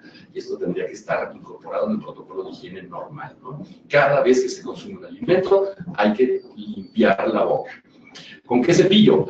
Bueno, cuando mis pacientes me preguntan qué cepillo es el más conveniente, les digo, espérenme tantito, quiero conocerlos. Y ya que conozca las condiciones de su boca, entonces te puedo recomendar un cepillo. Sin embargo, para una paciente así de sana como la que vimos hace un momento, este cepillo tal vez sea el ideal. 360 surround de Colgate, por supuesto vamos a hablar de los productos de Colgate. Es un cepillo que tiene cerdas extra suaves en las paredes laterales de los asinos de cerdas, tiene cerdas más largas en la punta para poder limpiar en zonas retromolares y tiene unas gomitas que por ahí pueden observar en la fotografía de la derecha de sus pantallas que ayudan a que la sílica, el sílice que contienen las cremas dentales mantenga pulidas las superficies de los dientes, a modo de que sea más difícil que se adhiera cualquier sustancia o alimento a estas superficies. Y me parece que lo más pertinente es que se encuentren en el centro del cepillo, que es la porción que más presionará sobre los dientes, mientras que las cerdas suaves están en las partes laterales. Sin embargo, aquí hay otro elemento que es sumamente interesante. El material que se encuentra en el dorso de la cabeza del cepillo es un material muy rugoso que nos ayuda para dos cosas. Sirve como rastrillo de lengua, porque sobre la lengua también se forman biopelículas y también hay que desestructurarlas, es decir, la lengua es una estructura que hay que limpiar constantemente. Pero cada vez que yo cepillo, con este cepillo, las caras vestibulares de los dientes, estoy también tallando las superficies internas de los carrillos y de los labios, con lo que elimino las células que están próximas a descamarse e impido que vayan a formar parte de la placa dentobacteriana que después será favorecedora del desarrollo de biopelículas. Entonces tenemos en el mismo instrumento, en el mismo cepillo, gomas para pulir las superficies de los tejidos duros con el sílice de las cremas dentales. Tenemos cerdas suaves, que son, digamos, benévolas con los tejidos blandos, y tenemos un rastrillo que nos ayuda a eliminar células próximas a descamar y a limpiar la lengua. Todo en uno. Y además tenemos un mango recubierto de un mismo material antiderrapante que ayuda a que el paciente mantenga firme el cepillo en la mano.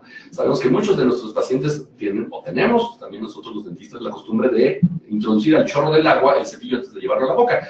Y un cepillo mojado es más fácil que se resbale en la mano. Muy frecuentemente nos toca estar revisando lesiones en las mucosas, en los procesos alveolares, porque el paciente se ha dado un golpe con el cepillo.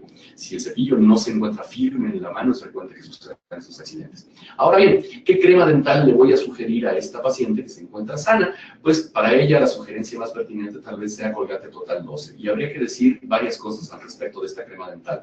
Primero, el nombre. ¿Por qué se apellida Total 12?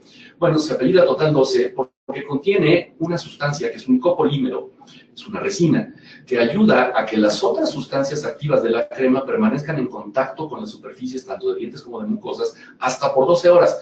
Esto no quiere decir que no tengamos que lavarnos los dientes más que 2 veces al día. No, cuidado, porque los movimientos del habla, la ingesta de algunos otros alimentos, la entrada de oxígeno, de aire a la boca, va desnaturalizando este copolímero de forma tal que pierde sus condiciones pronto. Hay que lavar cada vez que comemos, ya lo dije hace un rato, ¿no? Aunque sea con Colgate Total 12, pero si lo tuviéramos en un recipiente, este polímero, que se llama GAN3, puede permanecer estable hasta por 12 horas, por eso es el apellido de la crema dental. Pero además tiene otras sustancias que nos ayudan a controlar la salud de nuestros pacientes. En Colgate Total 12, como en muchas otras cremas dentales, tenemos triclosan. El triclosan es una sustancia que ayuda a mantener las condiciones de salud, puesto que actúa sobre la pared celular de las células, sobre todo de las bacterias, que son las que nos interesa controlar. Y aquí hay que hacer un pequeño paréntesis con el triclosan. Bueno, hablemos un poco primero de su historia. Es una sustancia conocida desde hace muchísimos años, fue identificada aproximadamente en 1815. Y tiene efectos antibacterianos y fungicidas, es decir, también actúa sobre hongos. Sabemos que en la boca tenemos también hongos, ya lo decía yo al principio de la plática. Muchas de las infecciones con las que tratamos nosotros son infecciones producidas por hongos. Basta referirnos, por ejemplo, a la presencia de Candida albicans, ¿no?, en la boca, que es tal vez la infección causada por hongos más común. Bueno, pues el triclosan tiene efectos también sobre los hongos. Se puede encontrar en muchos otros productos de higiene. No nada más está presente en las cremas dentales. Es probable que si ustedes ya se bañaron, se ducharon esta mañana, hayan utilizado algún jabón. Es muy probable que ese jabón que utilizaron tenga triclosan. lavarse la cabeza, todavía los que tengan pelo, pues habrán usado algún shampoo, y en ese shampoo había triclosan. Cuando salen de la regadera y utilizan algún desodorante, que espero que sí lo hayan usado, ese desodorante tiene triclosan también. ¿Y por qué se les añade a todos estos productos triclosan? Pues porque el triclosan tiene estos efectos sobre la proliferación bacteriana que son muy benéficos, nos ayudan a controlar la reproducción de las bacterias. Entonces se le añade. El triclosan tiene otro efecto que a mí me parece sumamente interesante. El triclosan actúa también sobre los ribosomas de nuestras propias células, perdón, sobre los fibroblastos. ¿Y por qué nos interesa que actúe sobre los fibroblastos de nuestras propias células? Porque son los responsables de emitir al medio ambiente estas sustancias comunicadoras de la inflamación. Y el triclosan inhibe la formación de estas sustancias, de manera que una célula que está inflamada, que entra en contacto con el triclosan, va a permitir la liberación en mucho menor cantidad de los factores comunicadores de inflamación y va también a ayudar a que se desinflame esta célula. Decíamos que la inflamación es el enemigo a vencer, a pesar de que es un mecanismo de defensa. Bueno, el triclosan tiene efectos desinflamatorios. Entonces, tiene dos muy importantes beneficios para el paciente. Ayuda a mantener desinflamados los tejidos blandos y además es bactericida y bacteriostático. Y también actúa sobre hongos. De manera que el triclosan se presenta aquí como una muy buena opción. Sin embargo, en algunos momentos han aparecido controversias con respecto al triclosan. Y nosotros los dentistas sabemos mucho de estas controversias con referencia al uso de algunas sustancias. La controversia más conocida tal vez sea la del uso del mercurio en las amalgamas dentales, ¿no? No vamos a hablar de esta controversia, sino vamos a referirnos un poquito a la que aparece cada década aproximadamente con el triclosan. Se le achacan al triclosan muchas desventajas, especialmente una que dice que es factor causal de neoplasias en la boca. No hay referencias serias que así lo consignen. Les he puesto en la pantalla alguna referencia, pero todos ustedes podrán decirme, bueno, pero esta es información que nos da Colgate, y Colgate produce cremas dentales con triclosan, por supuesto que le interesa hacer quedar bien al triclosan. Muy bien, para aquellos escépticos que no tengan ganas de confiar en la marca, que hagan mal, pero bueno, pues les sugiero que revisen lo que dice Cochrane al respecto del triclosan. Cochrane, muchos de ustedes lo deben conocer, es un grupo sin fines de lucro, es una asociación internacional compuesta por muchísimos investigadores, básicamente epidemiólogos, pero hay muchísimas otras profesiones de gente que participa en ella, no tiene fines de lucro, y Cochrane, a pesar de que no tiene una sede específica en ninguna parte del mundo, algún tiempo estuvieron en Italia, ahora solamente tienen una oficina postal en el Reino Unido, pero bueno, Cochrane lo que hace es hacer metaanálisis, a eso se dedican. Recopilan toda la información que exista en el mundo con respecto a cualquier tema que tenga relación con la salud. Revisan tanto aquellos protocolos de estudio que demuestran que alguna sustancia o alguna técnica es benéfica para el ser humano, como aquellos que dicen lo contrario, que son perjudiciales. Y al final emiten una especie de laudo en donde ellos dicen, bueno, tal sustancia, tal técnica, sí es pertinente, puede seguir siendo usada por seres humanos o no, porque el factor de riesgo es muy elevado. Bueno, Cochrane tiene un metaanálisis con respecto al triclosan en cremas dentales. Y siguen concluyendo que no hay datos que nos hagan pensar que el triclosan puede causar cualquier tipo de alteración en la boca, llámese neoplasia, irritaciones, lo que ustedes gusten. No hay ningún riesgo en el uso de triclosan en las cremas dentales. Ahora bien, si nos queremos preocupar un poco por el uso del triclosan, preocupémonos un poco más por la ropa que vestimos. No sé si ustedes lo saben y sus pacientes, pero cada vez que compramos una prenda de ropa nueva, es muy frecuente encontrarnos con que esta prenda no tiene las cantidades de triclosan que tiene la crema dental, sino que está absolutamente embebida en triclosan. ¿Y por qué se lo añaden? Pues porque el triclosan, como es bactericida y actúa en contra de hongos, evita que estas prendas de ropa, mientras están almacenadas, se dañen por acción bacteriana o de hongos. Y entonces las rellenan, las saturan de triclosan. Esas cantidades de triclosan sí pueden causar neoplasias, entonces preocupémonos más por lo que nos ponemos, por la ropa que vestimos, que por las cremas dentales. Pero insisto, no nos crean nosotros, es una obligación de todo cirujano dentista y de todo profesionista, pero esencialmente de aquellos que nos dedicamos a la salud, estar estudiando constantemente. Para mantenernos actualizados, hay algunas entidades que sugieren que tendríamos que estar leyendo aproximadamente 30 artículos semanales. Ustedes lo hacen, valdría la pena que nos pusiéramos a estudiar un poco más. Ahora, hablando de esta misma paciente perfectamente sana, nos falta recomendarle algún colutorio. ¿Qué colutorio le puedo yo recomendar? Ya hablamos del cepillo, ya hablamos del hilo dental, ya hablamos de la crema dental que tenía triclosan y este copolímero que olvidé decírselos, pero lo comento ahora, el GAN3, que es el copolímero que contiene Colgate Total 12, ayuda a que tanto triclosan como el flúor que contiene la crema dental, sabemos todos, si no se lo recuerdo, en México hay una norma oficial que dice que toda crema dental debe contener por lo menos 1.450 partes por millón de algún tipo de flúor. Bueno, pues Colgate Total también lo tiene. El GAN3, este copolímero, lo que hace es hacer permanecer sobre las superficies de los dientes y de las mucosas tanto al triclosan como al flúor, para que haga su trabajo. Triclosan desinflamando y matando bacterias y hongos, y el fluoruro promoviendo la formación de cristales de hidroxiapatita y de fluoroapatita para remineralizar las estructuras, además de que los fluoruros también tienen efectos de buffer, es decir, también ayudan a neutralizar el medio ambiente. Muy bien, ahora, ¿qué colutorio le vamos a recomendar a esta paciente? Le vamos a recomendar un colutorio que se pueda usar de por vida, que no produzca ninguna alteración.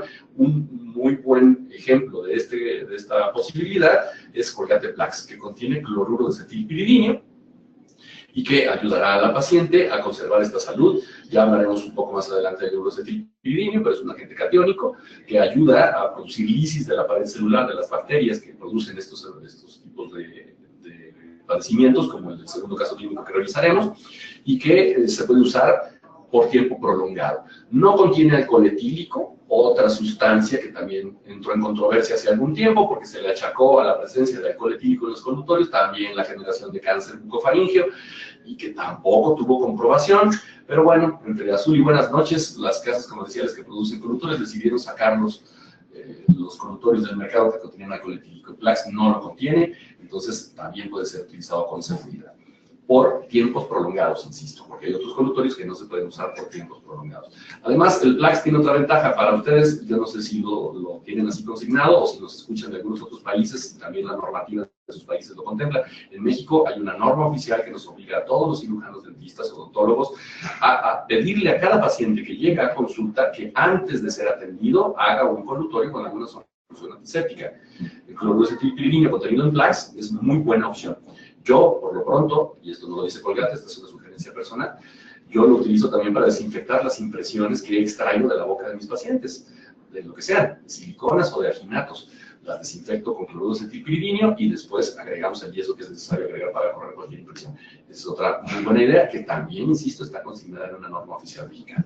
Pero bueno, veamos un caso un poco más complicado, un caso en donde ya tenemos una enfermedad periodontal mucho más evidente, que ya no está tan sano, a pesar de que la aparición de caries no ha hecho ahí presencia, pero sí tenemos ya una complicación periodontal mucho más severa que en el primero de los casos. Y si revisamos los factores de esta paciente, también mujer femenina de 47 años, pues vemos que ya tenemos algunos de los factores a los que hicimos referencia en un inicio en amarillo o algunos francamente en rojo, como un insuficiente control de placa, como tenemos también altos niveles de sangrado que ya nos hace sospechar de una enfermedad periodontal, de manera que en promedio a esta paciente le tendríamos que dedicar un color amarillo, es decir, ya tenemos un nivel de alerta que nos tiene que hacer poner manos a la obra para ayudarle a controlar estas condiciones. ¿Qué le voy a sugerir a esta paciente? Pues las recomendaciones que le voy a hacer es que siga las instrucciones del uso del hilo dental constantemente, no nada más cuando tenga un trozo de comida molesto atorado, sino constantemente para mejorar la condición de la flora bacteriana en la boca. Le tengo que educar a esta paciente acerca de la importancia de la disminución del sangrado, no porque no quiera que pierda sangre, la cantidad de sangre que se pierde con un sangrado gingival no es relevante. El problema es que ese sangrado es manifestación de una inflamación exacerbada que se está contagiando al resto del cuerpo. Entonces hay que disminuir la inflamación. Tenemos que utilizar alguna crema dental que ayude a mantener las condiciones esenciales para que esta inflamación se reduzca. Ya no basta con el uso del triclosan. Y tendríamos que utilizar algún colutorio, ahora sí, forzosamente de largo plazo, y probablemente una terapia de choque con un colutorio de corto uso para que podamos modificar rápidamente la flora bacteriana. Y el mantenimiento en consulta profesional tiene que ser mucho más frecuente. A esta paciente ya no le puedo yo sugerir que esté yendo al consultorio cada 6 meses porque no voy a poder controlarla. Necesito que esté ahí cada 3 meses hasta que estas condiciones desaparezcan. Decía yo, necesariamente el uso de hilo dental. Hilo dental que se utiliza para limpiar los dientes, porque el que se usa en las playas, ese no es pertinente para reducir nada, ese aumenta cosas. Pero bueno, utilicemos entonces hilo dental constantemente y en esta paciente, condición sine qua non.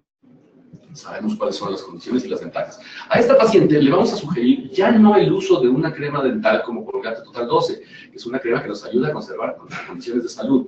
A esta paciente necesitamos cambiarle el esquema por completo.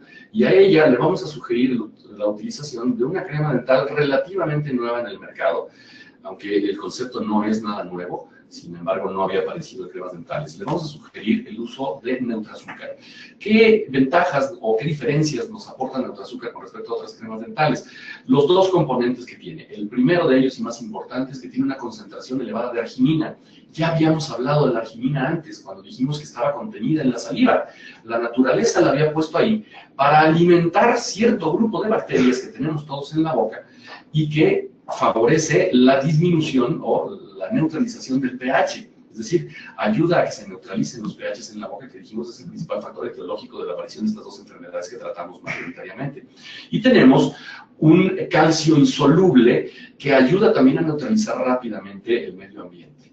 Bueno, le pusieron este nombre de Neutraazúcar, la bautizaron en Brasil, porque es una crema dental que ayuda a neutralizar los efectos de los ácidos producidos por las bacterias acidogénicas tras el consumo de los carbohidratos. Está un poco rebuscado, pero bueno, ese es el nombre. Por eso es que se llama así. Le estamos dando de comer a las bacterias nuevas, perdón, a las bacterias buenas. Si revisamos un poquito más a fondo cuál es el mecanismo de acción, pues es muy simple. Neutraazúcar ha dado la vuelta, digamos, el cambio de paradigma. En lugar de pensar en seguirnos peleando con los malos, el cuento, seguir matando bacterias, Neutraazúcar lo que hace es aliarse con las bacterias buenas que todos tenemos en la boca, alimentarlas y, por equilibrio ecológico, evitar que aquellas malas crezcan de tal modo que produzcan patologías. Entonces, alimentamos a las bacterias acinolíticas. Decía yo que este no es un concepto tan nuevo. Si ustedes tienen curiosidad y revisan por ahí algunos productos de alimentación, sobre todo para bebés, hay una marca muy común, seguramente la conocen, Gerber, que añade arginina a sus productos hace muchos años para generar floras bacterianas en los estómagos y en los intestinos de los bebés muchísimo más estables, menos patógenas. Bueno, pues esto no se le había ocurrido a nadie hasta que los investigadores en Piscataway y en Colgate decidieron que iban a hacer lo mismo con una crema dental. Cambiar el paradigma, dejarse de pelear con los malos y alimentar a los buenos. Eso es básicamente lo que hace con el Neutraazúcar. ¿Qué enjuague bucal le voy a recomendar a esta paciente que ya tiene enfermedad periodontal? Bueno, no está en la imagen, pero de primera instancia, la recomendación tendría que ser el uso de digluconato de clorhexidina, del que hablaremos en el tercer caso, pero por un periodo corto, no más de 15 días de uso de digluconato de clorhexidina, porque en este caso, con el colutorio que contiene digluconato de clorhexidina, sí tenemos complicaciones en el largo plazo, ya hablaremos de ellas. Pero bueno, 15 días, colutorios en la mañana y en la noche después del cepillado, especialmente en la noche, y después cambiamos nuevamente por cloruro de cetilpiridino, que podrá seguir utilizando el resto de su vida. Tenemos dos tipos de terapias de corto plazo y terapias de largo plazo. Sin embargo, en una paciente con esta predisposición, yo preferiría que el uso fuera continuo, de por vida. Y ya les dije, también en el consultorio, ¿no? ¿Qué cepillo dental? Podemos seguir utilizando 360 Surround, que es un muy buen cepillo. Si la apertura de la boca de la paciente no es la suficiente, podemos cambiar por un cepillo como Twister, que tiene una cabeza un poco más pequeña, insisto también, de cerdas suaves, ¿no? Para que no se lastimen más estos tejidos que ya de por sí están inflamados. Muy bien. Veamos un último caso, un tercer caso clínico, en donde ya tenemos una periodontitis severa, ya tenemos enfermedad periodontal grave, aguda, y que es importantísimo que ataquemos rápidamente el caso para disminuir las condiciones de salud. Si hacemos el mismo análisis, la misma revisión que hemos hecho con los otros dos casos, pues primero tendríamos que decir, nuevamente, una mujer de 58 años y que ya tiene muchos más factores causales de enfermedad, muchos más. Tenemos en rojo el tema de la periodontitis de presente, tenemos en rojo el tema de la insuficiencia del control de la placa dentobacteriana, altos niveles de sangrado, y en amarillo otros tantos que son sumamente relevantes para el tema de la conservación de la salud. En esta paciente tendríamos que decir que tenemos ya una alerta roja, es decir, está en grave riesgo de empezar a perder dientes, aunque aquí todavía en la imagen vemos que no ha perdido muchos, por ahí hay una sola prótesis, pero ya tenemos varias posibilidades de pérdida de dientes y no queremos que nuestros pacientes pierdan dientes. ¿Qué le vamos a recomendar a esta paciente? Pues lo primero es hacer énfasis en una fase de higiene seria, importante, en el consultorio y en casa.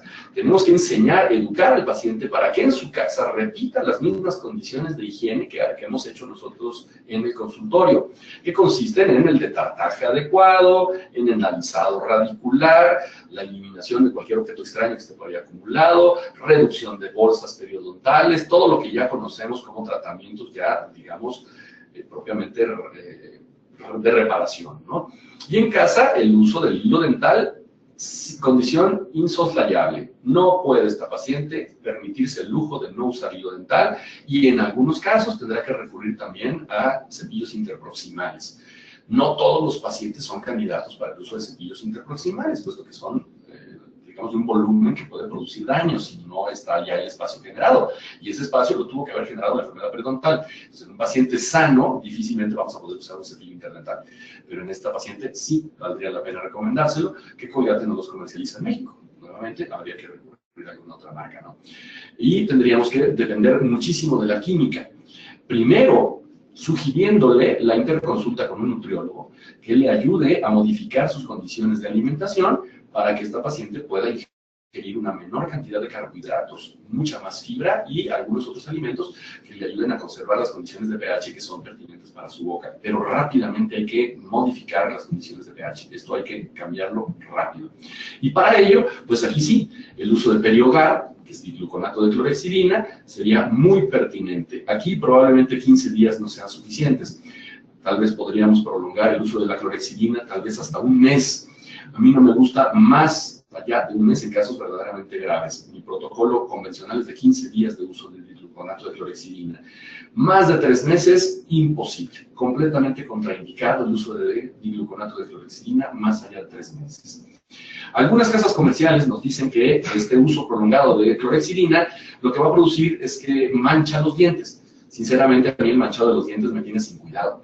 Yo prefiero 1000 veces un diente manchado en la boca del paciente que un diente muy blanco en la mano del paciente.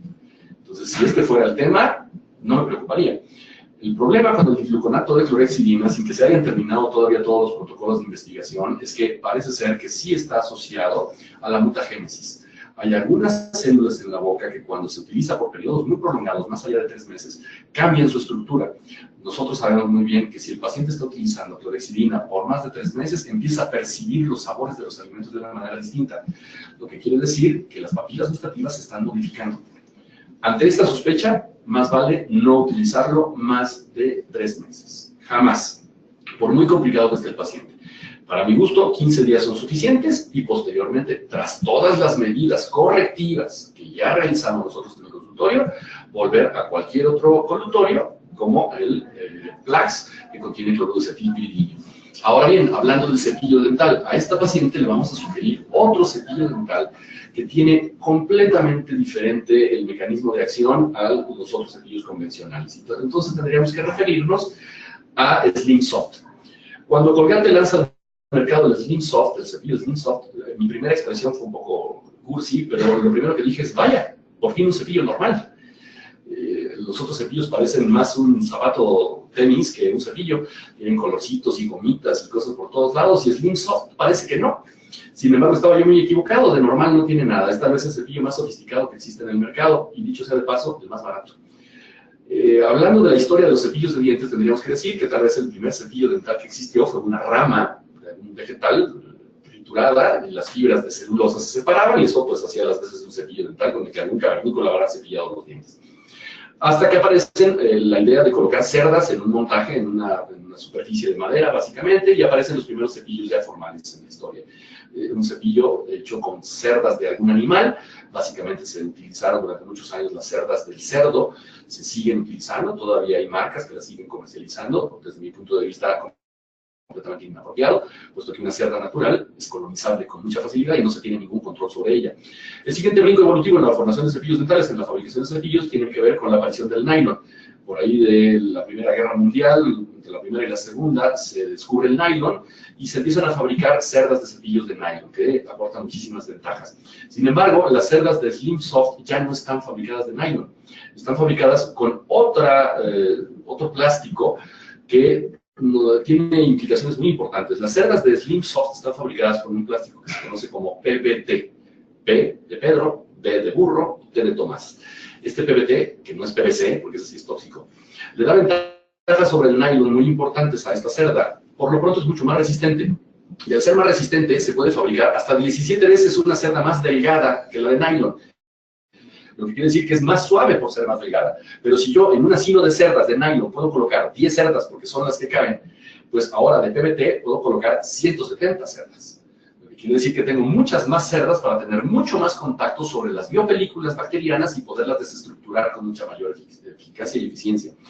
Y tengo una cerda más suave que no va a lastimar ni a los tejidos irritados, inflamados, como la mucosa, que puede inclusive llegar a penetrar en el surco gingival sin producir inserciones gingivales, y que no va a lastimar a la dentina expuesta, porque con estas enfermedades periodontales es muy frecuente que tengamos dentina expuesta, que es una dentina enferma. La dentina jamás debe estar a la intemperie, debe estar cubierta o por cemento o por esmalte. Si está expuesta a la superficie externa de la boca, es una dentina enferma. Bueno, pues con un cepillo tan suave como este, no voy a producir irritaciones y no voy a estimular, sobre todo, a la fibra C de la prolongación citoplasmática del odontoblasto, que sabemos que es la generadora de dolor, es la causante de que nos duelan estas dentinas expuestas cuando hablamos de hipersensibilidad dentinaria. Entonces, este cepillo se presenta tal vez como el más útil. Y Neutraazúcar, que también será la crema dental que le recomendemos a esta paciente, pues va a ayudar de alguna manera a modificar un poco el factor causal del dolor en la hipersensibilidad dentinaria, que sabemos todos se explica por la teoría capilar. Sabemos que todos los túbulos dentinarios son túbulos capilares, son tubos capilares. Y dentro de ellos siempre hay algún líquido. Cuando la dentina está sana, el líquido que encontramos dentro de estos túbulos es fluido intersticial, pero cuando está expuesta al medio ambiente de la boca puede tener dentro cualquier cosa. Puede tener saliva, puede tener café, puede tener jugo de naranja, agua, cualquier clase de líquido.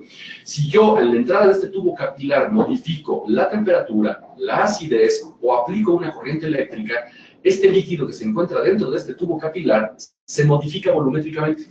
Si yo disminuyo la temperatura de la entrada de este túbulo, el líquido que se encuentra dentro de él va a tender a otro estado de la materia diferente, que sería el sólido. De manera que es como si traccionara yo esta prolongación citoplasmática del odontoblasto que se encuentra dentro de algunos de los túbulos y la irrito. Si aumento la temperatura, aumenta el volumen de este líquido, tendiendo hacia el estado gaseoso, y entonces comprimo esta prolongación citoplasmática. Es decir, que siempre va a haber modificaciones volumétricas. De forma tal que si yo, para empezar, reduzco la acidez de la entrada de este túbulo, minimizo la interacción del líquido con la fibrilla de Tomes o la prolongación citoplasmática del odontoblasto. Y si además añado iones insolubles de calcio, o este calcio insoluble que contiene Neutraazúcar, pues también estoy contribuyendo a obliterar la entrada de estos túbulos dentinarios sin necesidad de producir despolarización de las fibrillas C de la prolongación citoplasmática del odontoblasto, que es esencialmente lo que algunas cremas dentales para hipersensibilidad producen, ¿no? Como con la presencia de algunos metales, por ejemplo, ¿no? Muy bien. Ahora bien, si el tema de hipersensibilidad dentinaria es exacerbado en nuestros pacientes, y entonces podemos recurrir a una modificación de la presentación de Neutraazúcar, que en Colgate conocemos como Sensitive Pro Alivio. Los contenidos son muy semejantes a Neutraazúcar. Sin embargo, la concentración de arginina y la concentración de este calcio insoluble es muy superior, de forma tal que las entradas de los túbulos dentinarios se obliteran con mucha mayor rapidez, se disminuye más rápidamente la acidez en la superficie, en el entorno de estos túbulos dentinarios expuestos, enfermos, y además la producción de sustancias tras el metabolismo de la arginina, que está concentrada en mayor proporción en Sensitive, ayuda a que el entorno no permanezca acidificado, que decíamos es la principal razón por la cual tenemos todas estas enfermedades en la boca. Es una crema dental que se puede utilizar por periodos prolongados. Sabemos que la hipersensibilidad dentinaria no es un problema que desaparezca. Va a permanecer ahí, puesto que la dentina ya está expuesta y no hay manera de cubrirla, sobre todo si se trata de pacientes viejos. Sabemos muy bien que la dentina en un paciente viejo es una dentina más calcificada, es una dentina más esclerótica, entonces colocar resinas en estas superficies no es una buena idea, puesto que no tenemos ya colágeno. Y la colágeno es la responsable de la traba micromecánica de las resinas con la dentina. Si no hay colágeno, no se van a quedar ahí, y entonces se desprenden, y al desprenderse, tendremos nuevamente exposición de la dentina. Entonces, aquí el tratamiento de largo plazo será mucho más pertinente. Esta es una hipótesis que sugiere Kleinberg. Kleinberg es un investigador que presta sus servicios para Colgate, y dice justamente cómo es que va a actuar la arginina, provocando una base para la biopelícula que contrarresta, digamos, a la biopelícula acidogénica. Y además el calcio insoluble, pues va a favorecer la formación nuevamente de iones de hidroxiapatita o de fluorapatita y oblitera los conductos.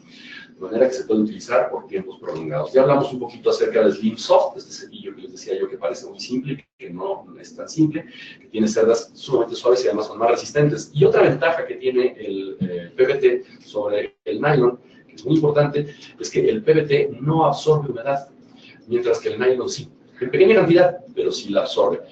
Por eso era la recomendación que le hacíamos a nuestros pacientes de no humedecer el cepillo antes de introducirlo a la boca. Con el Slim Soft esta recomendación ya pierde importancia, puesto que el PVT no absorbe humedad.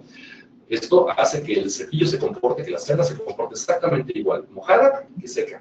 Sabemos perfectamente cómo va a trabajar en la boca. Y por otro lado, impide la colonización, puesto que sin humedad difícilmente habrá proliferación tanto de bacterias como de hongos. Si el cepillo lograra penetrar en el surco gingival, no va a lastimar. Aquí está el nombre del plástico con el que está hecha la cerda de Slim Soft, para aquellos a quienes les guste la química. Ahí está anotado el nombre, yo soy muy malo para pronunciarlo, así es que lo pueden leer todos, ¿no?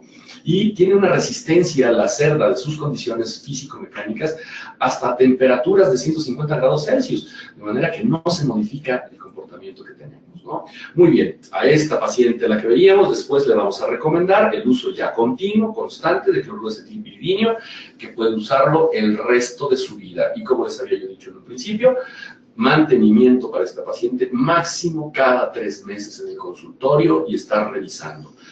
Tenemos que volver nuevamente al uso de diclorurato de clorexidina, volvemos a regresar por otro periodo corto, 15 días y volvemos a suspender. Tenemos que cambiar el cepillo, la técnica, incrementar el uso del hilo dental, en fin, ir haciendo los ajustes que sean pertinentes. Pero si no vemos a la paciente cada 3 meses, esto será muy difícil. Concluyendo ya, y para no robarles más tiempo, vuelvo a repetirles. No existe un régimen universal para todos nuestros pacientes, ni para todas nuestras bocas. Es más, yo sería todavía un poco más agresivo. No podemos utilizar nuestra vida completa las mismas herramientas para limpiar, puesto que nuestra boca va cambiando. No es lo mismo una boca de 8 o 10 años de edad que una boca de 70, 80 años. Se van modificando. La boca envejece, igual que nosotros completos. Entonces, no podemos utilizar lo mismo siempre. De igual manera, no todos los pacientes pueden utilizar lo mismo. Así es que habrá que estar haciendo ajustes periódicos para que esta persona pueda mantener la salud que había perdido y ayudamos a recuperar o que ha tenido toda su vida. No hay un producto mágico ideal que nos ayude a controlar las enfermedades con las que lidiamos los odontólogos. No existe y no va a existir jamás, puesto que todas las bacterias se comportan de una manera diferente dependiendo del huésped. Entonces, no podemos pensar en enfermedades. Tenemos que pensar en enfermos. No podemos pensar en la salud genérica, sino tenemos que pensar en personas sanas. Es muy diferente a entender que alguno de ustedes fuera capaz algún día de ver caminando por la calle a la caries con la enfermedad periodontal o a la salud. Eso no va a suceder. Lo que vemos caminando por la calle son personas únicas, irrepetibles, individuales. Y de la misma manera tendría que ser el diagnóstico que hagamos en ellas y después la sugerencia de un régimen de conservación de esta salud, ¿no? Lo que queremos hacer con esta plática es darles de alguna manera una guía que les permita reflexionar acerca de qué recomendarle a sus pacientes. Por supuesto, yo confío plenamente en Colgate, es una de las firmas comerciales que tiene más años de estar generando, de estar produciendo estas sustancias, estos productos, estas herramientas. Tal vez sería entonces quien más experiencia tuviera en el mundo. Y, por supuesto, les he dicho varias veces, no son los únicos. Hay otras firmas, hay otras marcas comerciales y hay algunas personas a las que no les convendrá Colgate. Y hablar, perderá la casa. Pero lo importante aquí es que sus pacientes, sus propias bocas estén sanas. No que consuman uno u otro producto. Por supuesto que a Colgate le interesa vender, es un negocio. Y qué bueno que vendan mucho. Pienso que son de los mejores que hay. Pero no son los únicos. Así es que la invitación, que tal vez sea más importante para mí, hacerles esta mañana es, analicen lo más a fondo que les sea posible el caso individual de cada uno de sus pacientes. Y después, recomiéndenle lo que a él le convenga. No a la casa comercial, no a ustedes, sino a él, lo que a su propio paciente le convenga. Entonces, está en capacidad de poderle diseñar un protocolo específicamente diseñado para él mismo. Han sido muy amables por su atención, quedo a sus órdenes y si hubiera espacio para alguna pregunta o algún comentario, con todo el gusto estoy a sus órdenes.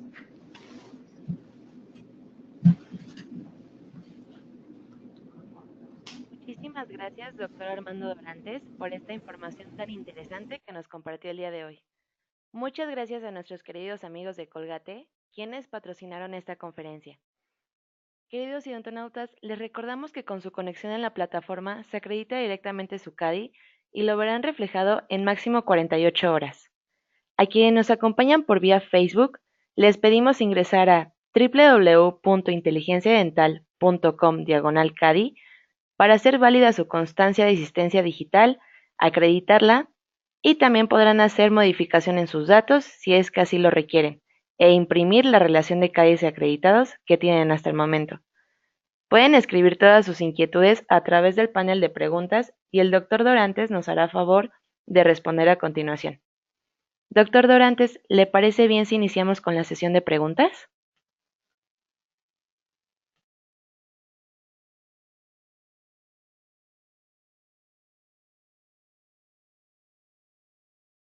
Perfecto, con todo el gusto. Tenemos ya algunas aquí que amablemente nos han hecho llegar. Me pregunta Sara Cabrera, la doctora Sara Cabrera Cacho, nos pregunta cuál es el orden pertinente, si es mejor primero cepillar y después usar el hilo dental o al revés. Si pensamos que el objetivo de ambos mecanismos es un objetivo mecánico, es decir, es desestructurar biopelículas, la verdad es que da lo mismo si primero usamos el hilo dental y después el cepillo. Ahora, si entendemos al cepillo dental como una especie de escoba que va a eliminar restos de alimento de la boca, pues entonces sería pertinente usar primero el hilo dental y después el cepillo. Sin embargo, el cepillo no es una escoba. El cepillo solamente pretende desestructurar biopelículas, entonces el orden es irrelevante, ¿no?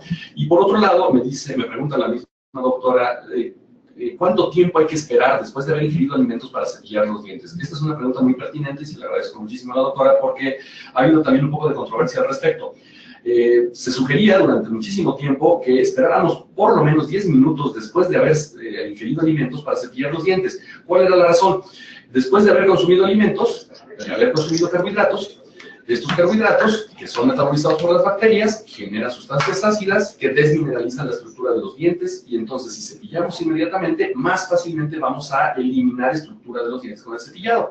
Sin embargo, bueno, lo que se sugería era esperar 10 minutos para que los mecanismos naturales de remineralización actuaran, como la presencia de arginina, la utilización de algunos minerales que están contenidos en la saliva y se remineralizaran los dientes. Sin embargo, el problema en la actualidad es que la ingesta de estos carbohidratos es verdaderamente superlativa. Si esperamos más tiempo, el nivel de acidez en el que van a permanecer tanto dientes como tejidos blandos o hueso alveolar va a ser mucho. Entonces, no es ya de ninguna manera pertinente esperar para lavar. Lo que queremos es que pronto, después de haber terminado la ingesta de los alimentos, pronto estos alimentos dejen de ser utilizados por las bacterias y sigan generando ácidos que hiperacidifiquen el entorno. Entonces, es muy importante que inmediatamente lavemos, inmediatamente.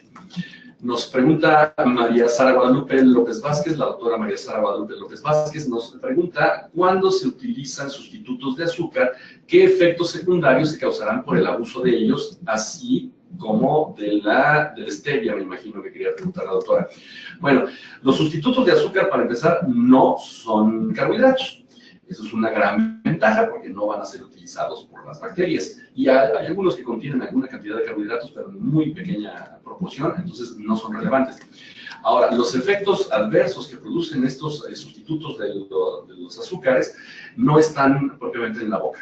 Se producen efectos, pero en otras partes del cuerpo, que bueno, pues obviamente los dentistas no somos especialistas en ello. El stevia parece ser que es de los que menos efectos secundarios producen. No quisiera yo decir natural, porque finalmente todo es natural, o sea, nada se inventa de la nada, no producimos ninguna sustancia ex nihilo, de manera que todo sale de la naturaleza, pero algunos están mucho más industrializados que otros productos. Entonces, sí, si hubiera que optar por algún sustituto de azúcar, esta planta, la stevia, se presenta hasta el día de hoy como la más apropiada. Sin embargo, los efectos nocivos que producen algunos edulcorantes artificiales que no son azúcares no están propiamente en la boca, no se conocen alteraciones al respecto.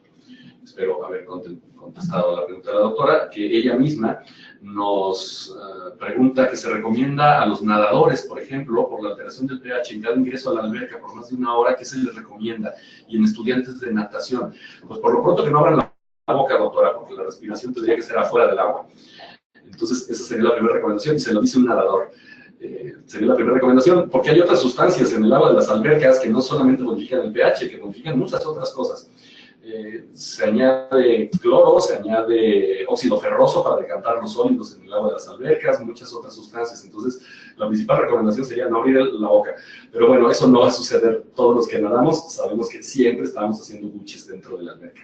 Aunque no nos guste reconocerlo, bueno, además de las sustancias que se le ponen para mantener las condiciones de limpieza de la alberca, hay otras tantas que no quisiéramos acordarnos ahora.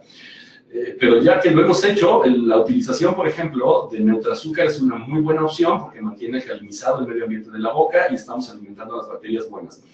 Otra posible opción sería recomendarle cepillado de la boca con Colgate Total 12, que contiene GAN3.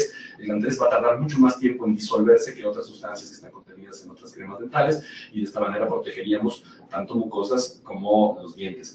Sin embargo, creo que de alguna manera no sería tan relevante. Sí se produce sequedad en la boca cuando estamos constantemente en contacto con el agua de la alberca en la boca, eso lo puedo constatar yo personalmente. Entonces, la utilización de estas dos cremas dentales sería una buena opción, doctora. Espero haber respondido a su pregunta. Nos pregunta la doctora Águeda Armenta Nochebuena, además de darnos los buenos días, igualmente, doctora, dice, es bueno recomendar que después de vomitar, cepillarse muy bien los dientes, porque me doy cuenta que en ese momento nadie se recuerda de los dientes, sobre todo con los niños. Fíjese, doctora, que este tema del vómito es todo un tema. Cuando hablamos de TEA, de trastornos de la alimentación, los cirujanos dentistas tenemos una oportunidad invaluable de poder hacer diagnóstico de estos, por lo menos un diagnóstico preliminar de estos trastornos de la alimentación, a los que me voy a referir por el tema del vómito.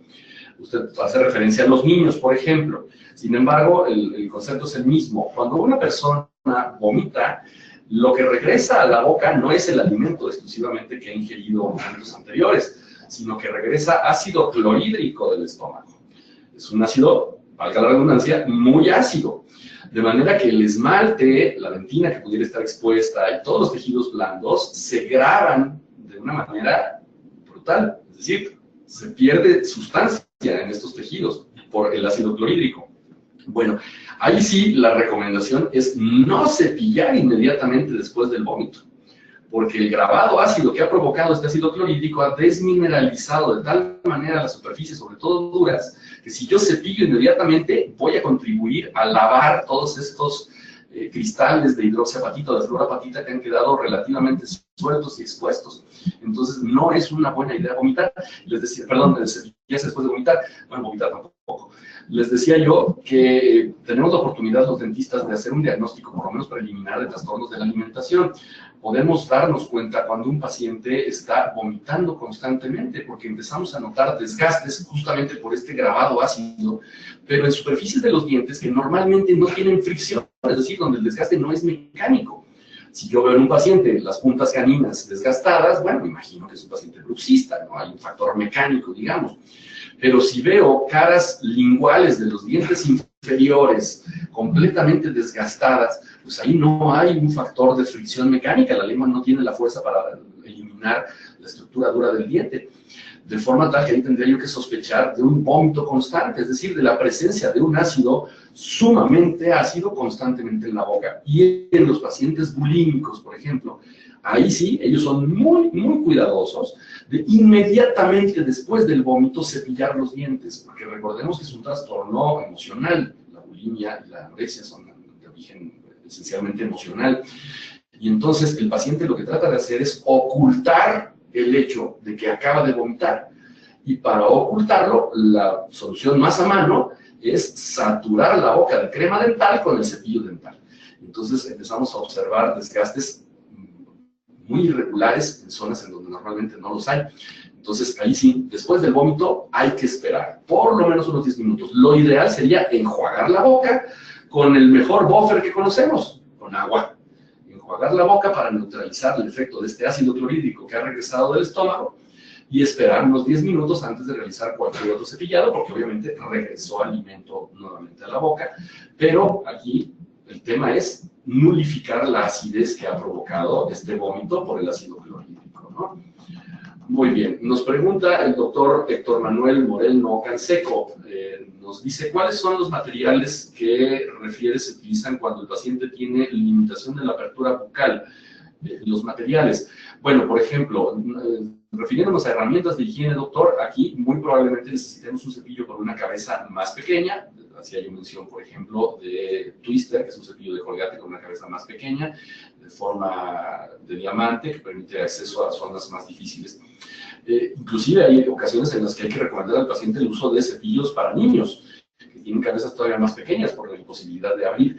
En cuanto a tratamiento de la alteración temporomandibular, bueno, pues ahí sí entraríamos en el tema de la anatología. Probablemente tendríamos que hablar de desprogramación neuromuscular, probablemente hablar de ortodoncia, en fin, de otros temas que no tienen tanto que ver con la higiene. Y a veces a estos pacientes hay que recomendarles cepillos eléctricos, por la imposibilidad de abrir, de los que yo no soy muy asiduo, pero pues hay casos en los que son pertinentes, ¿no? Espero más o menos haber respondido. Nos pregunta la doctora Carmen Ramírez Londoño si la crema Colgate Total 12 en niños está indicada, si se puede usar, que si a los 4 años de edad es recomendada. Doctora, el tema con las cremas dentales y los niños tiene que ver un poco más con el tema del flúor. El flúor ingerido es un veneno. El flúor no se debe ingerir jamás. El flúor siempre debe aplicarse de manera tópica. Entonces, la edad para que un niño pueda usar cualquier crema dental, sobre todo aquellas que tienen flúor, que son casi todas o todas, tiene que ser el momento en el que el niño es capaz de diferenciar entre tragar y escupir. Cuando el niño es capaz de entender que no debe tragar la crema dental, sino escupirla, en ese momento puede utilizar cualquier crema dental. Colgate Total 2 es una muy buena opción, o cualquier otra. Sin embargo, las cremas diseñadas para niños tienen sabores un poquito más dulces, que hacen más fácil el entrenamiento de los niños para generarles el hábito de la higiene. Sin embargo, cualquier crema dental puede ser utilizada. Entonces, insisto, el momento, digamos, ideal sería en cuanto el niño es capaz de distinguir la diferencia entre tragar y escupir. Por eso ahora han cobrado tanta relevancia, digamos, la utilización de barnices a base de flúor, porque es mucho más conveniente colocar este barniz de flúor en los niños, puesto que no hay necesidad de explicarles la diferencia entre tragar y escupir. El barniz de flúor difícilmente es tragado porque está mezclado con una resina que impide que se trague, y si se traga no es absorbible el flúor, ¿no?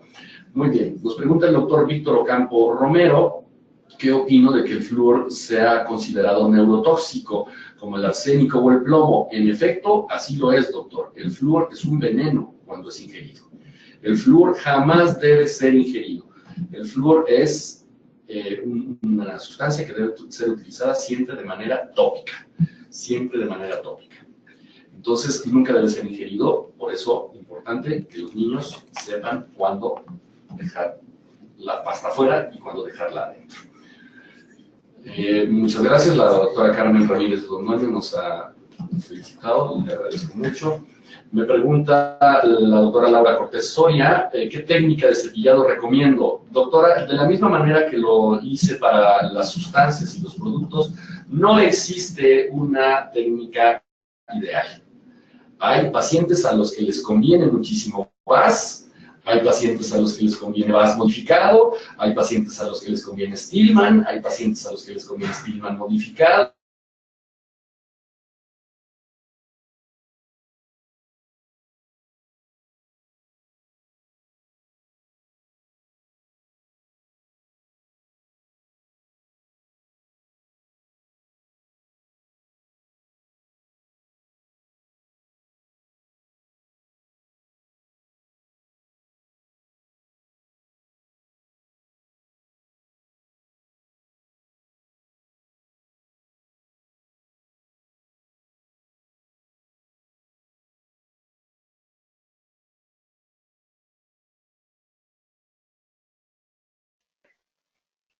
Queridos odontonautas, al parecer perdimos la conexión con el doctor, pero con gusto todas sus inquietudes y dudas se las haremos llegar para que sean respondidas a la brevedad.